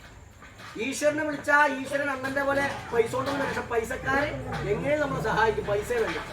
അപ്പൊ അവിടെയാണ് ഉത്തരവാദ ആരാധന നിങ്ങളെ കുടുംബത്തെ കെട്ടുറപ്പുള്ളതാക്കും. ഭാര്യ തിങ്കളാഴ്ച വ്രതം എടുത്ത് ഭർത്താവിനോട് കൊണ്ടാണ്ട് അമ്പലത്തിൽ പോകുന്നതല്ല ഭക്തി എന്ന് പറയുന്നു. ഭർത്താവിന് ചായ ഉണ്ടാക്കി കൊടുക്കുന്ന ഭാര്യയാണെങ്കിൽ അങ്ങനെയല്ല, ഭാര്യയ്ക്ക് ഇങ്ങോട്ടും ചായ ഉണ്ടാക്കി കൊടുക്കാം. ഞാൻ ഒരിക്കലും പെണ്ണ് ചായ ഉണ്ടാക്കാനുള്ള അഭിപ്രായക്കാരൊന്നുമല്ല. അങ്ങോട്ടും ഇങ്ങോട്ടൊക്കെ ആവാം. ശരിക്കും ഒരു ഞായറാഴ്ച ഭർത്താവിന് ഉണ്ടാക്കി കൊടുക്കോളെന്ന് നടന്നു കൊടുക്കോട്ടെ എന്ന് കരുതാം. കാരണം അത് എങ്ങനെയാ വെച്ചാലേ ഞാൻ തന്നെ ചിന്തിക്കാറുണ്ട്. ഈ രാവിലെ നീച്ചിട്ട് ഈ പെണ്ണുങ്ങള് അടുക്കളപ്പണി എടുക്കുന്ന നേരത്തെ ഞാൻ പലരോടും ചോദിച്ചു, നിങ്ങൾ രാത്രി കടന്നുറങ്ങുമ്പോൾ നിങ്ങളെ മനസ്സിലെന്താവുന്നു? അപ്പൊ എന്താ വെച്ചാൽ ആ പിറ്റേ ദിവസം പുട്ടാണ് ദോശയാണോ? ഇതാ വരെ മനസ്സിലേ. രാവിലെ നീച്ചാ പിറ്റേ ദിവസം പുട്ടോ അതിറ്റോളി കടന്നുറങ്ങുമ്പോ ഈ പുട്ടും ചട്ടിയും ഇതൊക്കെ കാണുള്ളൂ. അപ്പൊ ഒന്ന് ചിന്തിച്ചു നോക്കൂ. ആണുങ്ങളെ വ്യത്യാസം കടത്തിന്റെ കാര്യം എന്നാൽ പോലും ഇതിനൊരു മാറ്റം വേണ്ട. ഒരു ദിവസം കാരണം ഒരു ഞായറാഴ്ച കിട്ടാവുന്ന കടന്നുറങ്ങും, അപ്പോഴും തന്നെ രാവിലെ പുട്ടും ദോശ ഉണ്ടാവും. ഇതിലെന്തെങ്കിലും കുറഞ്ഞാലോ കച്ചറിയാ. പക്ഷെ നമ്മളൊന്ന് ആണുങ്ങളൊന്ന് മാറിപ്പിടിച്ച ഒരാഴ്ചയിലൊരിക്കലും നമ്മളൊന്ന് അടുക്കളയിൽ കയറി നോക്കണം. അപ്പൊ ഈ ബുദ്ധിമുട്ട് മനസ്സിലാവും. ഞാൻ നിരന്തരം അടുക്കളയിൽ കയറുന്ന ആളൊന്നുമല്ല, കാരണം അവിടെ പിള്ളേരുണ്ട്. വന്നിട്ട് അങ്ങനെ ഓർത്താൽ പക്ഷെ എന്റെ ഭാര്യ പ്രസവിച്ച് കിടക്കാൻ വേണ്ടി കിടക്കുന്ന നേരത്തും അവിടെ റെസ്റ്റ് എടുക്കുന്ന സമയത്തും ഞാൻ തന്നെയാണ് മുഴുവൻ അടുക്കളപ്പണി മുഴുവൻ കാര്യം ചെയ്തിട്ടുള്ളത്. അത് അഭിമാനത്തോടു കൂടി ഞാൻ പറയും, അഭിമാനത്തോടു കൂടി പറയും എല്ലാം. കാരണം എന്റെ ഭാര്യ എന്ന് പറഞ്ഞു കഴിഞ്ഞാല് അതിന് ഞാൻ മാത്രമേ ഉള്ളൂ. അപ്പൊ അതിനെന്താ വെച്ചാല് 1 തൊട്ടിട്ട് 100 വരെ എണ്ണാണെങ്കിൽ അതൊക്കെ എണ്ണി കൊടുക്കേണ്ടത് ഞാനാ, വേറെ ആരും ചെയ്തു കൊടുക്കാനില്ല. അപ്പൊ അതുകൊണ്ട് ആ അടുക്കള എന്ന് പറഞ്ഞ കാര്യം നമുക്കറിയാം. അതുകൊണ്ട് ആ ചിന്തയില് നമ്മളൊന്ന് ഓരോരുത്തരും അപ്പൊ എന്താണ് സ്നേഹം ഒന്ന് കൂടും. അപ്പൊ 30 നീച്ചിട്ട് ഏട്ടാ ഞാനും കൂടിയും കൂടെ എന്നിട്ട് വരും. ഇതങ്ങനല്ല, ഏട്ടനും വരില്ല ഇതും വരില്ല. ഇതങ്ങനെ അങ്ങനെ തന്നെയാ. ഇതും കുടുംബത്തിനെ ഐക്യപ്പെടുത്താതിരിക്കുന്ന കാര്യം. അപ്പൊ ഐക്യപ്പെടുത്തണമെങ്കിൽ ഒരു കാര്യം പറഞ്ഞാൽ അതിനൊക്കെ തിരിച്ചു വരികയാണ്. ആഴ്ചയിൽ ഒരിക്കൽ ഒന്നിച്ചിരുന്ന് ഭക്ഷണം കഴിക്കണം. മാസത്തിലോ 2 മാസം കൂടുമ്പോഴോ 3 മാസം കൂടുമ്പോഴോ ഇത്തരം കേന്ദ്രങ്ങളില് നമ്മൾ ഒന്നിച്ചു കൂടണം. എന്നും കാണുന്നവന്റെ ദുഃഖം നമുക്ക് കണ്ടാലറിയാം. ഇവിടെ ഉള്ളവരും കണ്ടറിയും. എന്താ ചെലവൊന്നുമില്ല. ഒരു തവണ ഞാൻ എടുക്കാം എണ്ണ എന്ന് പറഞ്ഞാൽ എനിക്ക് തോന്നുന്നു ഒരു വീട്ടിൽ നിന്ന് 1 കുപ്പിയോ 2 കുപ്പിയോ എണ്ണ കൊടുന്ന ആ കളക്ക് വെച്ച് പ്രാർത്ഥിച്ചാൽ മതി. എല്ലാരും ഒന്നിച്ച് പ്രാർത്ഥിക്കുക. എന്നിട്ട് പോയി 3 മാസത്തിലൊരിക്കൽ അങ്ങനെ അല്ലാണ്ട് ഈ നാട്ടിലെ അമ്പലങ്ങളിൽ നിങ്ങൾ പിരിവെഴുതി എനിക്കറിയാം നിങ്ങൾ 1000 കൊടുക്കുന്ന ആളുകൾ ഉണ്ടായിരിക്കാം. സ്വന്തം അമ്മയ്ക്ക് കൊടുക്കൂ, ഇവിടെ കൊടുക്കൂ. നിങ്ങൾ വിളിച്ചാൽ വെളിപ്പുറത്തുണ്ട്, അവിടെയും കൊടുക്കണം. നാട്ടിലുള്ള എല്ലാ ആരാധനാ കേന്ദ്രക്കും എല്ലാ പരിപാടികളും കൊടുത്തോളൂ. അപ്പൊ അവിടെയാണ് 3 മാസത്തിലൊരിക്കൽ ഇവിടെ കൂടുകയും വീട്ടിൽ ആഴ്ചയിലൊരിക്കൽ ഒരുമിച്ചിരുന്ന് ഭക്ഷണം കഴിക്കുകയും ചെയ്യുകയാണെങ്കിൽ ആ കുടുംബത്തിലൊരു പ്രശ്നം ഉണ്ടാവില്ല. 100% ഗ്യാരണ്ടിയാണ്. പിന്നെ അതുപോലെ തന്നെയാണ് അച്ഛനാവട്ടെ അമ്മയാവട്ടെ സ്വന്തം മക്കള് നമ്മളെ ബഹുമാനിക്കണമെങ്കിൽ വൈകിട്ട് 6:30-ക്ക് ശേഷം വീട്ടിലൊരു വിളക്ക് വെക്കുന്ന ശീലം. മണ്ണെണ്ണ വിളക്കുണ്ടായിരുന്ന കാലത്ത് നമ്മൾ വിളക്ക് വെച്ചിരുന്നേ. ഇന്ന് പല വീട്ടിലും വിളക്ക് വെക്കുന്നില്ല. വിളക്ക് വെക്കണം. ഈ വീട്ടുകാരാണെങ്കിൽ ശരി, ഇവിടെ തൊട്ടടുത്ത് നമ്മൾ തൊട്ടടുത്തിരിക്കുന്ന വീട്ടുകാരാണെങ്കിൽ ശരി, ആ വിളക്ക് സന്ധ്യക്ക് വെച്ചിട്ട് എന്ത് ചെയ്യാ, ഇങ്ങോട്ടൊന്ന് തിരിയ. നിത്യേന ഇവിടെ വിളക്ക് വെപ്പുണ്ടാവില്ല, ഇങ്ങോട്ടൊന്ന് തിരിയ. എന്നിട്ട് എന്റെ ദൈവം ഇങ്ങോട്ട് വരണമെന്നില്ല, ഇത് ചെയ്യാ. ഈ 3 മാസത്തിലൊരിക്കലും ഇങ്ങോട്ട് വരണ്ടുള്ളൂ. നിങ്ങളിപ്പോ ഫസ്റ്റില് പക്ഷേ വിളക്ക് ഇവിടെ അടുത്തുള്ളവർ എന്ത് ചെയ്യാ, ഒന്ന് കയറിയിട്ട് ഒന്ന് തിരിക്കുക. വിളക്ക് ഇങ്ങോട്ട് തിരിക്കുക, എവിടേക്ക് തിരിക്കുക. നിങ്ങൾ നോക്കിക്കോ, മുസ്ലിം സഹോദരങ്ങൾ അവരെന്താ പടിഞ്ഞാട്ട് തിരിഞ്ഞ് പ്രാർത്ഥിക്കുന്നേ? കിബില. അവർക്കൊരു പോയിന്റ് വെച്ചിരിക്കുക. അതുപോലെ നമ്മുടെ കിബില എന്താണ്? നമ്മുടെ തറവാട്ട് ദൈവങ്ങളാണ്. ഇവിടേക്ക് നമ്മളൊന്ന് തിരിയണം. രാവിലെ നീച്ചിട്ട് നട്ടുച്ചയ്ക്ക് വെയിലടിച്ചിട്ടൊക്കെ നിൽക്കുക. എന്നാൽ പോലും മുറ്റത്തിറങ്ങിയിട്ട് ഒന്ന് സൂര്യനെ നോക്കുന്ന എത്ര പേരുണ്ടെന്ന് നമ്മളെ കുട്ടികളെ പഠിപ്പിക്കണം. രാവിലെ നീച്ചിട്ട് കാലെടുത്ത് വെക്കണ നേരത്തെ ഒരു മന്ത്രം എന്ന് പറയണ്ട, ഒരു മന്ത്രം വേണ്ട. ഒന്ന് ഭൂമി തൊട്ട് വന്ദിക്കാൻ കുട്ടികൾക്ക് പഠിപ്പിച്ചു കൊടുക്കണം. കാരണം നമ്മൾ അതിനെ മെതിക്കാണ്. ഭൂമി ഒരു പ്രശ്നം ഉണ്ടായി കഴിഞ്ഞാൽ കുട്ടികൾ വേണം. വയനാട്ടിൽ കണ്ടില്ലേ, തൊട്ട് വന്ദിക്കാത്തോണ്ടല്ല, ഇതുപോലെ ഭൂമി നമ്മളോട് ക്ഷോഭിക്കാതിരിക്കാൻ നമ്മൾ ഭൂമി ഒന്ന് വന്ദിക്കണം. ഭൂമി വന്ദിച്ചുകൊണ്ട് മാത്രമല്ല, ആ ഒരു റെസ്പെക്ട് കൊടുത്ത് കൊണ്ടുപോകാൻ പറയുമ്പോൾ നാളെ അമ്മ എന്ന നിലയ്ക്ക് ഭൂമി അമ്മയാണെന്ന് പറയുമ്പോൾ സ്വന്തം അമ്മമാരെ ബഹുമാനിക്കും. നിങ്ങളിപ്പോ അമ്മ എന്ന് പറയുമ്പോൾ നമുക്ക് അത്ഭുതം തോന്നില്ല. പക്ഷെ അമ്മയെ കയറി പ്രാപിക്കാൻ നിൽക്കുന്ന മക്കളുള്ള കാലത്താണ് നമ്മൾ ബോധമില്ലാണ്ടേ. പട്ടിയും പൂച്ചയും കൂടിയും ചെയ്യില്ല. എവിടുന്നാ പോകുന്നത്? നമ്മൾ പഠിപ്പിക്കുന്നിടത്താ പോയി. നമ്മൾ കുട്ടികൾക്ക് ട്യൂഷൻ കൊടുക്കുന്നു, എല്ലാം ചെയ്യുന്നു. മനസ്സിലായില്ലേ? അപ്പൊ അതുകൊണ്ട് കുട്ടികൾക്ക് രാവിലെ നീച്ച് ഭൂമി ഒന്ന് വിട്ട് വന്ദിക്കാനും പുറത്തിറങ്ങി സൂര്യനെ കാണാനൊക്കെ ഒന്ന് പറഞ്ഞു കൊടുക്കുക. അതുപോലെ സന്ധ്യ നേരത്ത് വിളക്ക് വെച്ചിട്ട് ഒന്നും അറിയില്ലെങ്കിൽ അമ്മേ നാരായണേ അല്ലെങ്കിൽ ഓം നമ ശിവായേ അതിന്റെ കാരണവന്മാരെ വിളിച്ച് കുറച്ചു കണ്ണടച്ച് ശാന്തമായിരിക്കാൻ പറയും. ഒരു മന്ത്രം വേണ്ട, ശാന്തമായിട്ടിരുന്നാൽ മതി. കണ്ണടച്ച് ഒന്നും ചിന്തിക്കാണ്ട് നമ്മുടെ കുട്ടിയെ വിളക്കിക്ക് നോക്കിയിട്ട് ഇരുന്നോന്ന് പറയും. ആ ദീപത്തിൽ നോക്കിയിരിക്കുക കുറച്ച്. മനസ്സ് ശാന്തമാകട്ടെ. മനസ്സ് ശാന്തമാക്കാൻ ഇപ്പൊ പഠിച്ചാലേ ചാവാൻ നേരത്തെ ഇടങ്ങാറാവും. അല്ലെങ്കിൽ ആകെ മൊത്തം ഉറക്കൊരു സമാധാനം ഉണ്ടാവും. അപ്പൊ അവിടെയാണ് ആരാധന കൊണ്ട് അർത്ഥം നേരത്തെ പറഞ്ഞു മോക്ഷമാണ്. മോക്ഷത്തിന് എന്താണ്? മോക്ഷം തന്നെ പെടുന്നിട്ടല്ല, ധർമ്മം, അർത്ഥം, കാമം, മോക്ഷം. 4 കാര്യം വേണം ഒരു ആയുസ് കൊണ്ട്. ധർമ്മം എന്ന് പറയുന്നത് എന്താ? ഈ പറഞ്ഞ നമ്മൾ എങ്ങനെയാ ജീവിക്കേണ്ടത് കുട്ടികളെ പഠിപ്പിക്കണം, ഈശ്വരോപാസന പഠിപ്പിക്കണം, ഇതൊക്കെ ചെയ്യണം ധർമ്മം. അർത്ഥം എന്ന് പറഞ്ഞാൽ പണം സമ്പാദിക്കണം. എങ്ങനെയാ പണം സമ്പാദിക്കേണ്ടത്? മക്കത്ത് പോകുമ്പോ ശരിക്കും അവനന്റെ കയ്യിലെ കാശ് കൊണ്ട് പോയാൽ മൈന. ശബരിമലയ്ക്ക് പോകുമ്പോഴും അങ്ങനെ തന്നെയാ. ചുമ്മളോ ഇവിടെ സ്വന്തം കയ്യിലെ കാശ് കൊണ്ട് മലക്ക് പോകണ എത്ര ആൾക്കാരുണ്ട്? അപ്പൊ തന്നെ അടി എന്റെ താനും നൂരി കടിക്ക അല്ലെ, അല്ലെങ്കിൽ തുടങ്ങോളം മൂപ്പത്തി രമിക്കൊക്കെ വാങ്ങി കണ്ണന്മാരുമായിട്ടൊക്കെ പോകുന്ന എത്ര ആൾക്കാരുണ്ട്? ഇതിന് കാരണം നമ്മള് ധാർമ്മികമായി സമ്പാദിച്ച പണം കൊണ്ടാണ് തീർത്ഥാടനം നടത്തേണ്ടത്. അപ്പൊ നമ്മള് ആ രീതിയിൽ നമ്മള് അധ്വാനിച്ച് പണം ഉണ്ടാക്കിയിട്ട് വേണം ഈശ്വരോപാസനയ്ക്ക് പോകാൻ. അപ്പൊ മലയ്ക്ക് പോകുന്നവരോടൊക്കെ റിക്വസ്റ്റ് ആണ്, അടുത്ത കൊല്ലം ഈ കൊല്ലൊക്കെ മലയ്ക്ക് പോകണമെന്നുണ്ടെങ്കിൽ വാണിട്ട് കാശുണ്ടാക്കിയിട്ട് പോവാ. കടം വാങ്ങിപ്പോല. കടം വാങ്ങിപ്പോയ കഴുത്തിലെ താലിമാരൊക്കെ പൂജാരിച്ചിലെ പെണ്ണുങ്ങൾ മലയ്ക്ക് പോകാൻ വരുമ്പോ എന്താ ആശ്വസിക്കുന്ന അറിയോ? അതേ കള്ളുടിയന്മാരാവും പോകുന്നുണ്ടാവും. ഈ 41 ചെല്ലാരിയല്ല പോണത്. 41 ദിവസേ ഏതൊരു സിനിമ ഒന്നില്ലേ മറ്റേ ബിജു മേനോന്റെ, അതുപോലെ 41 ദിവസം ഒന്നും ലെവലായാലും ഇല്ല, എല്ലാരും എല്ലാം വേണം. പക്ഷെ അങ്ങനെയൊന്നും ആകരുത്. സ്വന്തം കയ്യിലെ കാശ് അവിടെയാണ് അർത്ഥം എന്ന് പറഞ്ഞാൽ. അർത്ഥം തന്നെ അർത്ഥം ഇല്ലല്ലോ എന്നുള്ളതല്ല, ധനം. പഠനം കഴിഞ്ഞ് കൃത്യമായി ധാർമ്മികമായി ജോലി ചെയ്ത് ധനം സമ്പാദിക്കണം. പിന്നെയാണ് കാമം. ഇതുകൊണ്ടായിട്ട് കളിക്കുന്ന കരുതണ്ട. കാമം എന്ന് പറഞ്ഞു കഴിഞ്ഞാൽ ആഗ്രഹം എന്നാണ് അർത്ഥം. പണം ഉണ്ടെങ്കിലല്ലേ ആഗ്രഹം നടത്താൻ പറ്റുള്ളൂ. ലുലുമാള് പോണെന്നിട്ട് കഴിഞ്ഞിട്ട് കാര്യമല്ലോ, കാശ് വേണ്ടേ?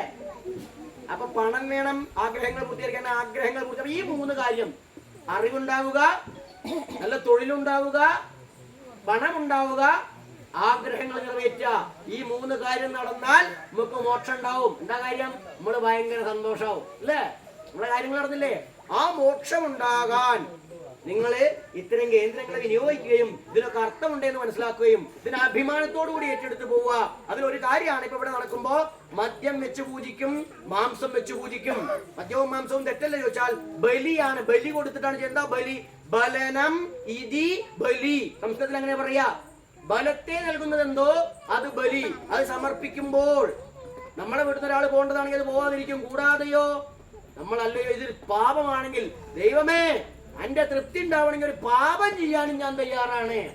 എനിക്ക് എന്റെ പ്രേമഷ്ടം മാത്രമായി ദൈവേ എന്ന് പറയാം. മനസ്സിലായില്ലേ? നമ്മളൊരാൾ നഷ്ടപ്പെടാതിരിക്കാൻ നമ്മൾ നമ്മളെ തന്നെ സമർപ്പിക്കുന്നതും നമുക്ക് വളർച്ചയുണ്ടാകാൻ വേണ്ടിയിട്ടാണ്. കൂടാതെയോ ഞാൻ ആരെങ്കിലും പാപമല്ലോ ആ പാപം ഞാൻ എന്റെ ദൈവങ്ങൾക്ക് അടിച്ച് എന്താണ്? എന്റെ ദൈവങ്ങൾക്ക് അത് പ്രിയമാണ്, ഞാനത് ചെയ്യും. അവിടെ നമ്മുടെ മറ്റ് മുസ്ലിം സഹോദരങ്ങളെ പോലെ നമ്മൾ ചിന്തിക്കുക. അത് നമ്മൾ ചെയ്യുന്ന പൂർവികർ എനിക്ക് പറഞ്ഞു തന്നു. മദ്യം വെക്കുന്നതും അങ്ങനെ തന്നെയാണ്. ദൈവമേ എനിക്ക് സന്തോഷം ഉണ്ടാകണം, ആനന്ദം ഉണ്ടാകണം. അത് ഉണ്ടാകണം ഞാൻ പറയാതെ പറയാനായി സാധനം വെക്കുന്നേ. എന്റെ കുട്ടികളൊന്നും ഇതിന് അഡിക്റ്റ് ആവരുത്. ദൈവത്തിന് കൊടുത്താൽ അഡിക്റ്റ് ആവൊന്നുമില്ല, കൊടുക്കേണ്ട പോലെ കൊടുക്കണം. അങ്ങനെ അപ്പൊ മദ്യം വെക്കുന്നു ഓരോ ദ്രവ്യങ്ങളും. അപ്പൊ നമ്മൾ സന്താന സൗഭാഗ്യമില്ലാത്തവരാവട്ടെ, ഇനി ഉള്ളവർ അവർക്ക് വിഷമിക്കുന്നവരാവട്ടെ, ഇതൊന്നും ഒരു ഉണ്ടാക്കുന്ന തേങ്ങയോ മാങ്ങയോ ഇപ്പൊ നാളെ സിക്കേരോ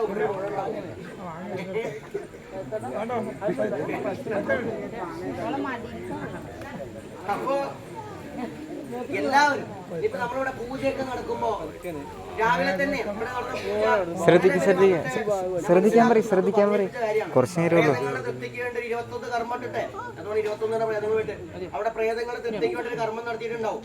അതിനുശേഷം നമ്മളുടെ രീതിയിൽ ശുദ്ധി ചെയ്യുക. ശുദ്ധി എന്ന് പറഞ്ഞാൽ വൃത്തിയുടെ ശുദ്ധിയല്ല. ഈ പറയുന്ന ഇവര് പറഞ്ഞൊന്നും അറിയില്ല. ഈ പൂജയ്ക്ക് വാങ്ങിയിരിക്കുന്ന എല്ലാ സാധനങ്ങളും നമ്മളും ഇതിലേക്ക് ചേർക്കപ്പെടുന്നു എന്ന സങ്കല്പത്തിൽ ചെയ്യുന്ന കാര്യത്തിൽ നമ്മൾ ശുദ്ധി എന്ന് പറഞ്ഞാൽ വൃത്തിയാക്കുക അർത്ഥത്തിലല്ല. അപ്പൊ എല്ലാവരും പങ്കു ചേർത്തു. കാലത്ത് ഒരു ഗണപതി ഹോമം എല്ലാവരുടെയും തൃപ്തിക്ക് വേണ്ട. ഗണപതി ഹോമം നമുക്ക് വേണമെന്നില്ല, നമുക്ക് പൂജ നടത്തിയാലും മതി. പക്ഷെ ഗണപതി എല്ലാം തൃപ്തിക്ക് വേണ്ടിയിട്ട് നടത്തി അതിനുശേഷം കുടുംബാംഗങ്ങൾ ചേർന്ന് എല്ലാവർക്കും വേണ്ടിയിട്ട് സുബ്രഹ്മണ്യനും ഭാര്യയും ചേർന്നിട്ട് എല്ലാവർക്കും വേണ്ടി പൂർണ്ണാഹൂതി. പൂർണ്ണാഹൂതി എന്നാൽ സർവം സമർപ്പിക്കുക. അതിലെന്താണ്? അതിൽ ഫലമൂലാദികളുണ്ട്, അതുപോലെ ധാന്യങ്ങളുണ്ട്, വസ്ത്രമുണ്ട്, അതുപോലെ പുഷ്പമുണ്ട്. ഇതൊക്കെ തീയിടുമ്പോ എന്താണ്? അത് നഷ്ടപ്പെട്ടല്ലോ എല്ലാവർക്കും നമുക്ക് ലഭിക്കും. അപ്പൊ എല്ലാവർക്കും വേണ്ടി അത് ചെയ്തു. പിന്നെ എന്താ? അതിനുശേഷം നമ്മള് കലശം പൂജിച്ചു, ചൈതന്യത്തെ ആവാഹിച്ചു. അതിനുശേഷം ഇവിടെ കൊടുത്ത് ഇതിന്റെ ചൈതന്യങ്ങളെ മാറ്റത്തിലേക്ക് നിക്ഷേപിച്ചു. അപ്പൊ അതോടുകൂടി നമ്മളിതിപ്പോ ഒരു റീഫ്രഷ് അടിച്ച പോലെയാ. നമ്മൾ മെമ്മറിയൊക്കെ മാറ്റി പുതിയ മെമ്മറി കൊടുത്തു. എന്താണ്? ഇത് ഇങ്ങനെയാണ് പൂജിക്കുന്നത്. ഇനി അതിനുശേഷം നമ്മൾ ഈ കർമ്മങ്ങളൊക്കെ കഴിഞ്ഞ് ഇതുപോലെ തന്നെ ഇവിടെ എന്താണ് ചെയ്തത്, എങ്ങനെയാണ് നിങ്ങൾ വിളിക്കേണ്ടത്, പ്രാർത്ഥിക്കേണ്ടത്, എല്ലാവർക്കും ഒന്നും എല്ലാം പറഞ്ഞു തരില്ല. അത് ആദ്യം പറഞ്ഞുതരാം. കുടുംബത്തിലെ കാരണവന്മാര് മാത്രം കൈകാര്യം ചെയ്യാന്നുള്ള പോലെ ഇവിടെ ഈ ബി വെച്ചിരിക്കുന്ന കല്ലിലൊക്കെ എന്ത് മന്ത്രം ഈ പറഞ്ഞ ഇന്ന ചിത്രത്തിലാണ് പൂജ നടക്കണ്ടേ ഒക്കെ അവിടെ എഴുതി കൊടുത്തിട്ടുണ്ടാവും. താക്കോലൊക്കെ കൊടുക്കും. എന്നിട്ട് മൂത്താശ്ശേരോട് സ്നേഹം ഉണ്ടെങ്കിൽ മാത്രം അടുത്തെല്ലാം വിളിക്കുക. അപ്പൊ കഴിഞ്ഞ ഈ തട്ടാന്മാരെ അല്ല ആശാരിമാരെ വീട്ടിൽ പോയപ്പോ ഞാൻ അവിടെ ജോലിശ്ശേരി കൂടി വന്നു. ഈ വീട്ടിലേക്ക് ഭയങ്കര സംശയമാണ്. ഞാനിരിക്കേണ്ട ഒരു പണിക്കര് ഇരിക്കുന്നുണ്ട്. അപ്പൊ ഞാൻ അവിടെ പറഞ്ഞു അടുത്തോളം എന്നെ വിളിക്കണമെന്നൊന്നുമില്ല, വേണമെങ്കിൽ ഞാൻ ഒന്ന് ചെയ്തു തരാറുണ്ട്. അപ്പൊ പണിക്കര് പറഞ്ഞു കൊടുക്കുകയാണേ, അദ്ദേഹം അത് പറയും. പക്ഷെ മറിച്ച് വിളിക്കുക എന്നുള്ളത് നിങ്ങളെ മര്യാദ. നിങ്ങൾക്ക് ഒരു നാഥൻ വേണ്ടേ, ഒരു നാഥൻ വേണ്ടേ? ആ നാഥന് വേണ്ടിയിട്ട് അദ്ദേഹത്തെ വിളിക്കണം. അപ്പൊ അത് നിങ്ങളുടെ ഇഷ്ടം, എന്നെ വിളിക്കണം. പക്ഷെ എല്ലാം ഞാൻ കൊടുക്കും, എല്ലാം തന്നു നിന്റെ ആവശ്യമില്ല. പിന്നെയും വേണമെന്ന് തോന്നുന്നു എങ്കിൽ കൂടെ എന്നെ വിളിച്ചോളെന്ന് ഞാൻ പറയില്ല, അത് നിങ്ങളെ സൗകര്യമാണ്. അടുത്ത കൊല്ലം വിളിച്ചാൽ നമ്മൾ എന്ത് ചെയ്യും? നമ്മുടെ ഡയറിയിൽ എഴുതും ഇന്ന ദിവസം ഇവിടെ പരിപാടി ഉണ്ടെന്ന്. അല്ലെങ്കിൽ എഴുതില്ല, നമുക്ക് വേറെ ആൾക്കാർ വരില്ലേ, അല്ലെങ്കിൽ ആ ദിവസം പോകാൻ പറ്റില്ല. അപ്പൊ അതെല്ലാം പറഞ്ഞ് ഏൽപ്പിച്ച് ചെയ്യേണ്ട കാര്യങ്ങള് പറഞ്ഞിട്ടാണ് പോവാ. ഇതില് ഈ ചടങ്ങ് ഗുരുതിയൊക്കെ കഴിഞ്ഞ് ഇനിയിപ്പോ നമുക്ക് അടുത്തത് ഈ പറയ കൂട്ടത്തിൽ പെണ്ണുള്ളതാണ് ഗുരുതി. ഗുരുതി ഇവിടെ എന്താ വെച്ചാൽ വടക്കൻ വാതിക്കൽ ഗുരുതി നടത്തുന്നത്. അപ്പൊ നമുക്ക് സൗകര്യങ്ങൾ കൊണ്ട് പുറത്തേക്ക് ഇറക്കുന്നത് പ്രത്യേകം എടുത്ത് പോണത്. ഭാവിയിൽ നിങ്ങൾ എന്താ വെച്ചാൽ അകത്ത് ഗുരുതി നടത്തി, ബാബാജി അകത്ത് ഗുരുതി നടത്തിയിട്ടില്ല, പുറത്താണത്. അകത്ത് ഈ പറഞ്ഞ അവിടെ കോഴി വെട്ടാൻ പറ്റാത്താണ് കരുതരുത്. സൗകര്യമില്ലാത്തത് കൊണ്ടും നിങ്ങൾക്കത് കാണണം എന്നുള്ളത് കൊണ്ടാണ് പുറത്തേക്ക് വെച്ചിരിക്കുന്നത്. അപ്പോഴും പൂജ തുടങ്ങിക്കഴിഞ്ഞാൽ അവിടെ പീഠം പൂജിച്ചാൽ, ദേവതയ്ക്ക് ഇരിക്കാനുള്ള പീഠം പൂജിച്ചാൽ ഇവിടെ വന്ന് കർമ്മി വിളക്ക് തെളിയിച്ച്, മക്കളെ വിളക്ക് തെളിയിച്ചാൽ നമ്മൾ ഇവിടെ വിളക്ക് കരിഞ്ഞു ചെയ്യും. അപ്പൊ വിളക്ക് തെളിയിച്ച് ആ ദീപത്തിലൂടെ ഈ പള്ളിവാളും ജലമ്പൊക്കെ ഇവിടെ എടുക്കും. ദേവീനെ ഇവിടുന്ന് ആവാഹിച്ച് അവിടെ കൊണ്ടുപോയിരുത്തും. ഇവിടെ സൗകര്യം ഇല്ലാഞ്ഞിട്ടാ, മനസ്സിലായില്ലേ? അല്ലാണ്ട് ഇവിടെ പറ്റണ്ടല്ല. അപ്പൊ ദേവി എവിടെയാണ്? അവിടെയാ. അവിടെ പറ്റാണ്ടല്ല, അവിടെ ദേവിയും ദേവിയുടെ പരിവാ 64 കളാണ് വെട്ടുക. 64 കളം എന്ന് വെച്ചാൽ 64 നേരത്തെ യോഗിനികൾ 64 ഉണ്ട്, 64 തന്ത്രങ്ങളുണ്ട്. ദേവിയുടെ സ്വരൂപത്തിന് 64 കലകളായിട്ട് നിൽക്കുന്നേ. അങ്ങനെ 64 എണ്ണിയാൽ ഒടുങ്ങാത്ത തത്വജ്ഞാനം ഉണ്ടല്ലേ. അങ്ങനെ ദേവിയുടെ പരിവാരങ്ങളോടുകൂടി ദേവിക്ക് അവിടെ ഗുരുതി സമർപ്പണം നടത്തും. അപ്പൊ എന്തിനാണ് അവിടെ വാഴയൊക്കെ വെച്ചിട്ടുണ്ടെങ്കിൽ അല്ലേ? ഒരു വാഴ ഇവിടെ നമ്മുടെ ഈ ഒരു പ്രദേശത്ത് ഇത്തരം നമ്മുടെ മലബാറിൽ സത്യത്തിൽ വാഴയും പാലക്കൊമ്പും ഗുരുതിക്കാൻ വെക്കാറില്ല. നടുക്ക് 12 നാട്ടാറ് മാത്രമേ ഉള്ളൂ. ഇത് തെക്കൻ ശൈലിയാണ്. പക്ഷെ എനിക്ക് ഇഷ്ടം ഉണ്ടാവുകൊണ്ട് ഞാനത് ഫോളോ ചെയ്യാറുണ്ട്. ഇഷ്ടം മാത്രമല്ല, ഒരു കുറച്ചും കൂടി ഇതുണ്ട്. ആ വാഴ എന്ന് പറഞ്ഞാൽ നമ്മുടെ ശരീരം തന്നെ. അതിനുള്ളൊരു ഉണ്ണിപ്പിണ്ടി ഉണ്ടാവുമല്ലോ, നിങ്ങൾ പറയാ ഉണ്ണിപ്പിണ്ടിയോ. അത് നമ്മുടെ നട്ടെല്ലാണ്, നമ്മുടെ നട്ടല് അല്ലെങ്കിൽ പരാശക്തിയുടെ നട്ടെല്ലാണ്. ആ നട്ടല് നമ്മുടെ ഉള്ളിൽ പറയും ഇതിനകത്ത് ജീവശക്തി പറഞ്ഞില്ലേ, അതിന്റെ ഒരു സിംബോളിക് ആയിട്ടുള്ള കാര്യമാണ്. അപ്പൊ ആ നട്ടലിന്റെ ഉള്ളിൽ കൂടെ ആ ജീവശക്തി ഉണർന്നിട്ട് അത് പുറത്തേക്ക് ആനന്ദം ഉണ്ടാവും. അതാണ് ആ കൂമ്പ്, എന്താ പറയാ, വാഴക്കൊല. അതിന് വാഴക്കൊല വേണം. അത് അങ്ങോട്ട് നോക്കിട്ടാ നിൽക്കണേ. പാലക്കൊമ്പ്, അയ്യപ്പ വിളക്കിന് പാലക്കൊമ്പ് എഴുന്നള്ളിക്കില്ലേ? എന്താ പാലക്കൊമ്പിന് പ്രത്യേകത? പാലിന് യക്ഷി ഉണ്ടാവും എന്നൊക്കെ പറയില്ലേ? ആ, യക്ഷി എന്ന് പറഞ്ഞാൽ ഈ രൂപമൊന്നും അല്ല. യക്ഷി എന്ന് പറഞ്ഞാല് അരൂപമായ അവസ്ഥ കാണാൻ പറ്റൂല എന്നുള്ള. അപ്പൊ ഇത് അതുകൊണ്ടല്ല, പാല് എന്ന് പറഞ്ഞു കഴിഞ്ഞാല് അത് ആനന്ദത്തിന്റെ, ഈ മതത്തിനൊരു ആനന്ദം. അപ്പൊ ഈ ദേവിയുടെ ആനന്ദത്തെ കാണിക്കാൻ വേണ്ടി വിരിഞ്ഞു നിൽക്കുന്ന ആ പാലക്കൊമ്പ് വെച്ചിരിക്കണേ. അല്ലാണ്ട് വേറൊന്നല്ല. പാലുള്ള മരങ്ങൾക്കതിന് പ്രാധാന്യം. പാലക്കൊമ്പ് ദേവി ഇരിക്കുന്നതാണ്, ദേവിയുടെ സ്വരൂപമാണ്, അത് ശക്തി ഇരിക്കുന്നതാണ്. അതുകൊണ്ട് അയ്യപ്പൻ വിളക്കിലും ഇത് എടുത്തുകൊണ്ടുപോകും. ഇത് മാളികപ്പുറത്തിനോട് ബന്ധപ്പെട്ടതാ. ഇത് എടുത്തു കൊണ്ടിട്ട് വെക്കും. അതുപോലെയാണ് ഇത് വെച്ചിരിക്കുന്നത്. അപ്പൊ അവിടെ പിന്നെ പന്തം കൊളുത്തും. ആ പന്തം കൊളുത്താണ് നേരത്തെ പറഞ്ഞാല് നമ്മുടെ ഉള്ളിലെ ജീവശക്തി ഉണരുക എന്ന് പറഞ്ഞു ഞാൻ. ഇത് അവിടെ സംഭവിക്കും. അപ്പൊ ദേവി ഇങ്ങനെ ആനന്ദിച്ച് നിൽക്കും. അപ്പൊ ഗുരുതർപ്പണം നടക്കുമ്പോഴോ ദേവിക്ക് ആനന്ദം ഉണ്ടാകും. ഒരു പെൺകുട്ടിക്ക് വയസ്സറിയിച്ചു കഴിഞ്ഞാൽ ഉണ്ടാകുന്ന കുടുംബത്തിലെ സന്തോഷം ഉണ്ടല്ലോ. കുട്ടിക്ക് ഏരിയ പേടിയൊക്കെ ഉണ്ടെങ്കിലും നല്ല മാനിയും വളയും കിട്ടുമ്പോൾ സന്തോഷമല്ലേ? ഇതിലെ ദേവിക്ക് സന്തോഷ. ദേവിയുടെ ആർത്തവമാണ് ഗുരുതി. ദേവി ശക്തി കൊണ്ട് ആറാടുന്ന സമയമാണ് ഗുരുതി. 7 ദിവസം കഴിഞ്ഞാൽ ലീവാണ്. അപ്പൊ മനസ്സിലായില്ലേ എന്തിനോടാ ബന്ധം വന്നേന്നുള്ളത്? എന്നിട്ട് നമ്മളിവിടെ തൊഴണില്ലേ, പ്രാർത്ഥിക്കണില്ലേ? ആർക്കെങ്കിലും കുഴപ്പമുണ്ടോ? പെണ്ണുങ്ങളോട് ഈ മര്യാദ എല്ലാവർക്കും ഉണ്ടായിരിക്കും. ഇവിടെ കുറെ ദൂരത്തേക്ക് പോണ കഥയൊക്കെ ഞാൻ അറിഞ്ഞു. ഇവിടെ എന്തെങ്കിലും ഉണ്ടായിക്കഴിഞ്ഞാൽ പെണ്ണുങ്ങളൊക്കെ ഫ്ലൈറ്റ് വിളിച്ച് പോണ കഥയൊക്കെ. അപ്പൊ ഞാനത് കേട്ടാ പറഞ്ഞു, അവനാന്റെ പെരയെ പോകുമ്പോ സന്തോഷമുള്ള പെണ്ണുങ്ങളാണെങ്കിൽ പോയിക്കോട്ടെ, അല്ലാണ്ട് ശരിക്കും നിങ്ങൾ ഇങ്ങനത്തെ കാര്യം ഉണ്ടായാലേ ഫ്ലൈറ്റ് വിളിച്ചൊന്നും പറഞ്ഞയക്കരുത്. ആ, കാരണം എന്താ വെച്ചാലേ നമ്മളൊക്കെ ഈ കാലഘട്ടത്തിൽ ജീവിക്കണം. അവരവരെ പെരലിനോട് പറയാം റെസ്റ്റ് കൊടുക്കേറ്റുള്ളൂ. കെട്ടിയന്മാർ സ്നേഹം ഉണ്ടെങ്കിൽ പറയാം, ഇന്ന് 7 ദിവസം ഒരു പണിയെടുക്കണം, എനിക്ക് ദോശയും ചമ്മന്തി ഞാൻ ഉണ്ടാക്കി. അമ്മായിമ്മമാരും അത് പറയാം. എന്റെ അമ്മ ഇതേ സിസ്റ്റം ഫോളോ ചെയ്താൽ അമ്മ പുറത്താ കിടക്കുകയാണെങ്കിൽ അമ്മയുടെ പെരയെ പോകാൻ പറ്റൂല, കേൾക്കാനോട് പറ്റൂല, എന്നാ പോലും പുറത്താ കിടക്കുക. ലാസ്റ്റ് മരോക്കൾ വന്നപ്പോൾ അമ്മ അമ്മായിയമ്മയാണ്. ഇങ്ങോട്ട് കിടക്ക് ഒരു അമ്മേ പെൺകുട്ടികളില്ല അവിടെ. അമ്മ എങ്ങനെ പറയുന്നത്? ഇതൊക്കെ ശുദ്ധിയും ബുദ്ധിയൊക്കെ വേണം. ലാസ്റ്റ് അവിടെ ആദ്യത്തെ കുട്ടി പെൺകുട്ടിയാ, വലിയേട്ടന്റെ കുട്ടി വയസ്സറിയിച്ചപ്പോ ജനലക്ഷത്തിൽ മേടിച്ചറിയ വിളിക്കുക അച്ഛൻ രാത്രി ഉണ്ണി 1 വയസ്സറിയിച്ചു. അതിനെന്താ? അല്ല എങ്ങനെ പുറത്തെടുത്ത സാധാരണ ഇറച്ചിയന്മാരെയൊക്കെ പുറത്തെടുത്ത പോലെ പായിട്ട് കിടത്തിക്കോളി. അല്ല നമ്മളെ കുട്ടിയല്ലേ.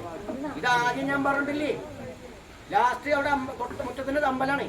അപ്പൊ നമ്മുടെ മുറ്റത്തെ അമ്പലം ഉണ്ടായിക്കോട്ടെ. ലാസ്റ്റ് ചർച്ച വെച്ചു, ഞാൻ ക്ഷേത്രത്തിൽ നിന്ന് വന്നു, ഞാൻ വെറുതൊക്കെ നാട്ടു നടപ്പാ. അവളിവിടെ നടക്കേ കിടക്കൊക്കെ ചെയ്യും നമ്മളെ സൗകര്യത്തിനാ. അതോടുകൂടി അമ്മ ഹാപ്പി, അമ്മ പഴയ രീതിയാണ് മാറ്റി. ഇതുകൊണ്ടൊന്നും ഭൂമി ഇടിഞ്ഞു പൊളിഞ്ഞു പോവില്ല. വീട്ടിൽ പോകണമെന്നുള്ള ആഗ്രഹമുള്ള മക്കൾ പോയിക്കോട്ടെ. അല്ലാണ്ട് ഈ വീട്ടിൽ നിന്നാണ് പോയോണ്ട് എന്താ തേങ്ങണ്ടെന്ന ഈ പണ്ടാരം കൊണ്ട് ഒരു കുഴപ്പമില്ല. അതാണ് ഇവിടെ കാണുന്നത്. നിങ്ങൾ റെസ്പെക്ട് കൊടുക്കൂ, റെസ്റ്റ് കൊടുക്കൂ. രണ്ടും റെസ്പെക്ട് ആൻഡ് റെസ്റ്റ്. ഈ 2 കാര്യം ചെയ്യണം. അല്ലാണ്ട് പണ്ടത്തെ ഇതൊന്നും വെച്ച് ഇരിക്കരുത്. അപ്പൊ ഇനി ആരെങ്കിലും നിർബന്ധിച്ചിട്ടാ പോണിച്ചാലേ നിങ്ങളിനി പോകണം. പറ്റൂല. ഇവിടെ ഗുരുജി അറിഞ്ഞപ്പോ നിങ്ങൾ എന്താ ഭഗവതിനെ പരിയെ കൊണ്ടാക്കാണ്ടിരുന്നത്? അവിടെ ഞാനും പോകില്ല എന്ന് പറഞ്ഞു. അത് പറഞ്ഞു. എന്നിട്ട് നന്നായി റെസ്റ്റ് ചെയ്യുക, വൃത്തിയും വെടിപ്പോടും കൂടി ഇരുന്ന് റെസ്റ്റ് ചെയ്യുക. അപ്പൊ അതുകൊണ്ട് ആ തത്വമാണ്. അപ്പൊ ദേവിക്ക് സന്തോഷം, നമുക്ക് സന്തോഷമാണ്. ആരാധിക്കണം, ആദരിക്കണം. അപ്പൊ ഇവിടെ നടക്കുന്ന കാര്യങ്ങളൊക്കെ നമ്മുടെ മനുഷ്യ ജീവിതവുമായി ബന്ധപ്പെട്ടതാണ്. പറഞ്ഞാൽ തീരില്ല. പിന്നെ ഇത് വലിയ സംഭവങ്ങളും കുറെ ഉണ്ടാവണ്ടേ, ഇത് കേട്ടാൽ മനസ്സിലാവില്ല. അപ്പൊ എനിക്ക് ഒരുപാട് കടിച്ചാപ്പെടുന്ന കാര്യം പറഞ്ഞാൽ അല്ലെങ്കിലേ ഞങ്ങൾക്ക് ബോറടിക്കും. അപ്പൊ എനിക്ക് ഭയങ്കര ഒന്ന് മനസ്സിലാക്കുക, നമ്മൾ ഈ കണ്ടതല്ല പട്ടാമ്പി റെയിൽവേ സ്റ്റേഷനിൽ അപ്പോഴും കുറച്ച് സ്ഥലം കൂടിയൊക്കെ ഉണ്ടെന്ന് മനസ്സിലാക്കുക. നമ്മൾ അറിവുള്ളവരാണ്, അറിവിന്റെ പാരമ്പര്യന്റെ. കഴിഞ്ഞ തവണ വന്ന പോലെ സാമുദായികം മാത്രമല്ല, സമുദായ വിഷയം പറയുമ്പോൾ മാത്രമാണ് സമുദായം. അത് എല്ലാ സ്ഥലത്തും. ഒരു വാര്യനെ കാണാൻ വേണ്ടി വരുന്നുണ്ട്, അയാളുടെ വീട്ടിൽ ഭുവനേശ്വരി ഉണ്ട്. വാര്യക്ക് ഭുവനേശ്വരിയെ പൂജിക്കണം. വാര്യക്ക് ഗതിയില്ല. വാര്യ എന്ന് പറഞ്ഞാൽ പച്ചക്കറിക്കാരായിട്ടല്ലേ മനസ്സിലാക്കിയിരിക്കണേ അല്ലേ? ആ വാര്യന്റെ വീട്ടിൽ ഭുവനേശ്വരിക്ക് ശാക്തയം നടത്തണം. വാര്യക്ക് വിഷമ നടത്തിയാലും കഴിച്ചില്ലാവുള്ളൂ. പഠിക്കാൻ വേണ്ടി വന്നതാ. അപ്പൊ ഓരോരുത്തർക്കും നമ്മൾ കാണുന്ന പോലെയല്ല, എല്ലാവർക്കും ഇതൊക്കെ ഉണ്ട് പല രീതിയിലാണ്. അതുകൊണ്ട് നന്നായി മനസ്സിലാക്കാൻ നമ്മൾ ഇത് ചെയ്യുമ്പോൾ നമ്മൾ ഇതെന്തോ വേറെ ആൾക്കാരുടെ ആചാരം മറ്റൊരു ആചാരം തോന്നരുത്. കഴിഞ്ഞ പ്രാവശ്യം നിങ്ങൾ ഇവിടെ മാല കെട്ടിയ വാരിലൊക്കെ ഉണ്ടായിരുന്നു പറഞ്ഞു. അവരെ കാണുമ്പോൾ നിങ്ങൾ ഈ തവണ അടുത്ത നാളെ നേരം വിളിച്ചാകുമ്പോൾ കാണുമ്പോൾ പറയാ വന്നിരുന്ന് നിങ്ങളെയൊക്കെ അന്വേഷിച്ചു, നിങ്ങളെയൊക്കെ ആദരിക്കുന്നു. ഒന്നിനും ആദരിക്കാത്ത കേടൊന്നുമില്ല. ഒരു വിഷയം പറയുമ്പോൾ ഓട്ടോ ഓടിക്കുന്ന ഒരു ആൾ അവിടെ വന്നിരുന്നു ഇവരെ കൂടെ. അല്ല നായർ സമുദായത്തിൽപ്പെട്ട ആളാന്ന് പറഞ്ഞു. എനിക്ക് വിഷമായി എന്ന് പറഞ്ഞു. നമ്മൾ എന്നാ വിഷമിക്കണേ? വിഷമിക്കേണ്ട ഒരു ആവശ്യമില്ല, വിഷമം ഉണ്ടാവാൻ പാടില്ല. ശാക്തീയന്മാരാണ്. അവരെ തറവാട്ടിലൊരു പരിപാടി വെക്കട്ടെ, നമ്മൾ ചെല്ലും, നമ്മൾ നായന്മാരുടെ കാര്യം പറയും. അല്ല അവിടെ ഞാൻ നായരാവും. എന്നുവെച്ചാലേ ഞങ്ങൾ കൗളന്മാരെന്നാ പറയാ. ഈ ബ്രാഹ്മണർ എന്ന് പറഞ്ഞാൽ ഞങ്ങളെ കൗളന്മാരെന്നാ പറയാ. ഈ പേര് ചിലപ്പോൾ കൗള അച്ചാറിന്റെ പേക്കറ്റ് വരും, അങ്ങനെയല്ല. കൗളാറിന് നേരത്തെ ഇവിടെ ഇരിക്കുന്ന പരാശക്തിയും ഇവിടെ ഇരിക്കുന്ന പരമേശ്വരും ഒന്നിച്ച് ആനന്ദം അനുഭവിക്കുന്ന അർത്ഥമുള്ള ബ്രാഹ്മണൻ എന്ന് പറഞ്ഞ പ്രയോഗ കൗളൻ എന്താ വെച്ചാല് ഗതം ശൂദ്രസ്യ ശൂദ്രത്വം വിപ്രസ്യാപീച്ച വിപ്രത. ബ്രാഹ്മണനായ ഒരാൾക്ക് കൗളനാകാം, അയാൾ പിന്നെ ബ്രാഹ്മണനല്ല, കൗളന. ശൂദ്രനായ ഒരാൾക്ക് കൗളനാകാം, അയാൾ പിന്നെ ശൂദ്രനല്ല, കൗളന. എന്താ കൗളൻ എന്ന് പറഞ്ഞാൽ മനുഷ്യനാകുന്നത് കൊണ്ട് നമ്മൾ എവിടെ ചെന്നാലും അതാണ്. പെണ്ണുങ്ങളെ കാര്യം പറയുമ്പോൾ ഞാൻ പെണ്ണായിട്ടാണ് കൂട്ടിക്കോളി. അങ്ങനെയാണ് ഞാൻ. കാരണം ഞങ്ങൾക്ക് ഒരു ഭേദബുദ്ധിയില്ല. ആണും പെണ്ണും ജാതിയും മതവും ഒന്നുമില്ല. മതവും കാണാൻ പറ്റില്ല. മുസ്ലിമാണ്. മുസ്ലിങ്ങളെ കൗളനായിട്ട് വ്യാഖ്യാനിക്കാൻ ഞാൻ പറഞ്ഞല്ലോ. അവരെ സിമ്പൽ അതാണ് ഇതാണ്. അവർ 5 നേരത്തെ പ്രാർത്ഥനയല്ലേ? ഒരു കൗളൻ 5 നേരത്തെ പ്രാർത്ഥനയാണ്. ഹിന്ദുക്കളിൽ അങ്ങനെ വിഷയമുണ്ട്. അത് ആലോചിച്ച് നോക്കി. 5 നേരത്തെ പ്രാർത്ഥനയാണ് ഒരു കൗളനുള്ളത്. ഏതാ സമയം? ഇതൊക്കെ തന്നെ. പെണ്ണുങ്ങൾ മക്കളായിട്ട് നടക്കുന്നില്ല, പർദ്ദ. അതിന് കുറ്റം പറഞ്ഞ ആൾക്കാരുണ്ട്. ഞാൻ പറയില്ല. പരാശക്തിയെ പൂജിക്കുമ്പോ 44 മന്ത്രം കൊണ്ട് മന്ദിരാർച്ചന ഒരു പൂജാ പദ്ധതി ഉണ്ട്. 44 മന്ത്രം ഉപയോഗിക്കാം. അതിന്റെ അവസാനം 44ാമത്തെ മന്ത്രം എന്താ അറിയോ? മഹായവനികായൈ നമഃ. മഹായവനിക എന്ന കർത്തന. ആ കർത്തനിട്ടിരിക്കുന്നവളെ. അപ്പൊ എന്തിനാ മക്കനെ തുടങ്ങണേ? മക്കനെ പണ്ട് മറക്കോടെ പിടിച്ചിരുന്ന ആൾക്കാരില്ലേ? മക്കന്റെ മറക്കോടിയിലൊന്നുമില്ല, അത് വേറെ കഥ. നമുക്ക് അങ്ങനെ പോയി എന്നാ പോലും അതുണ്ടായിരുന്നു. അപ്പൊ ഇതെന്താണ്? ഈ സമ്പ്രദായ ബന്ധമുണ്ട്. ഓരോ കാര്യങ്ങളും അതുകൊണ്ടാണ് പറഞ്ഞത് ഒരാളോടും ഭേദം ഞങ്ങൾക്ക് ഉണ്ടാവില്ല. ഞങ്ങൾ പഠിക്കുമ്പോൾ മതഭേദമല്ല, ജാതിഭേദമല്ല, ലിംഗഭേദമല്ല, ഒക്കെ ചെയ്യുന്ന. പച്ചക്കറി കഴിക്കണോടെ കണ്ടാലും ഞങ്ങൾ ഓക്കെയാണ്. പോത്തിറച്ചിനുണ്ടെ കണ്ടാലും ഞങ്ങൾ ഓക്കെയാണ്. അതുപോലെ ആവണം നമ്മളെല്ലാവരും. മറ്റേ ഖുർആൻ പറഞ്ഞാൽ അനക്ക് എൻ്റെ മതം എനിക്ക് എൻ്റെ മതം എന്ന് പറഞ്ഞ പോലെ ഓരോരുത്തർക്ക് ഓരോന്നുണ്ട്. അതിനെ ആദരിക്കുക, പരസ്പരം ആദരിക്കുക. അതുണ്ടായിരിക്കണം. അതിന് മാതൃകയാകേണ്ട ഈ തറവാട്ടിലെ ഈ ഒരു ആരാധനാ കേന്ദ്രമാണ്. ഞാൻ കുറെ നേരം സംസാരിച്ചതിന് കാരണം ഒരുപാട് കാര്യങ്ങൾ ഒരുങ്ങി വരാനുണ്ട്.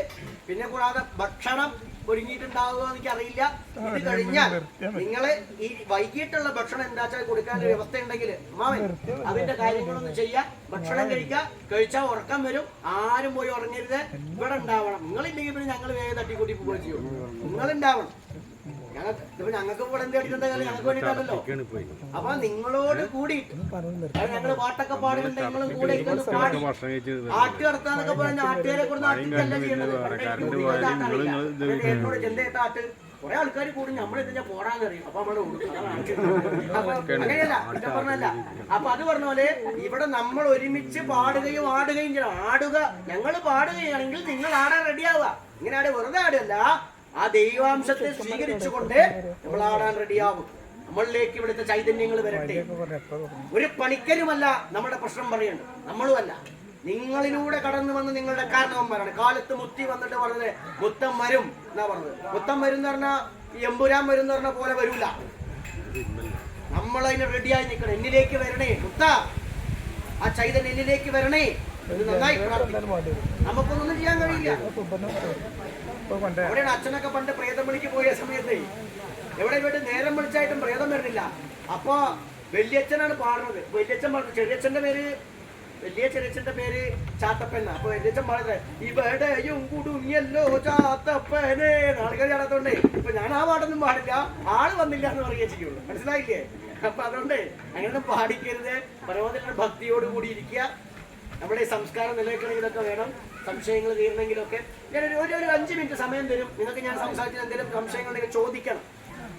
എന്നിട്ട് എണീറ്റ് പോകാനുള്ള വ്യവസ്ഥ ചെയ്യാം. ഓരോ കാര്യങ്ങൾ പറഞ്ഞാൽ ചോദ്യങ്ങൾ ഉണ്ടാവണം. ചോദിക്കണം. അതാ ഇട്ടോ ഇനി ആർക്കും ചോദിക്കാം, മുഖം കാണാണ്ടിരിക്കാനാ.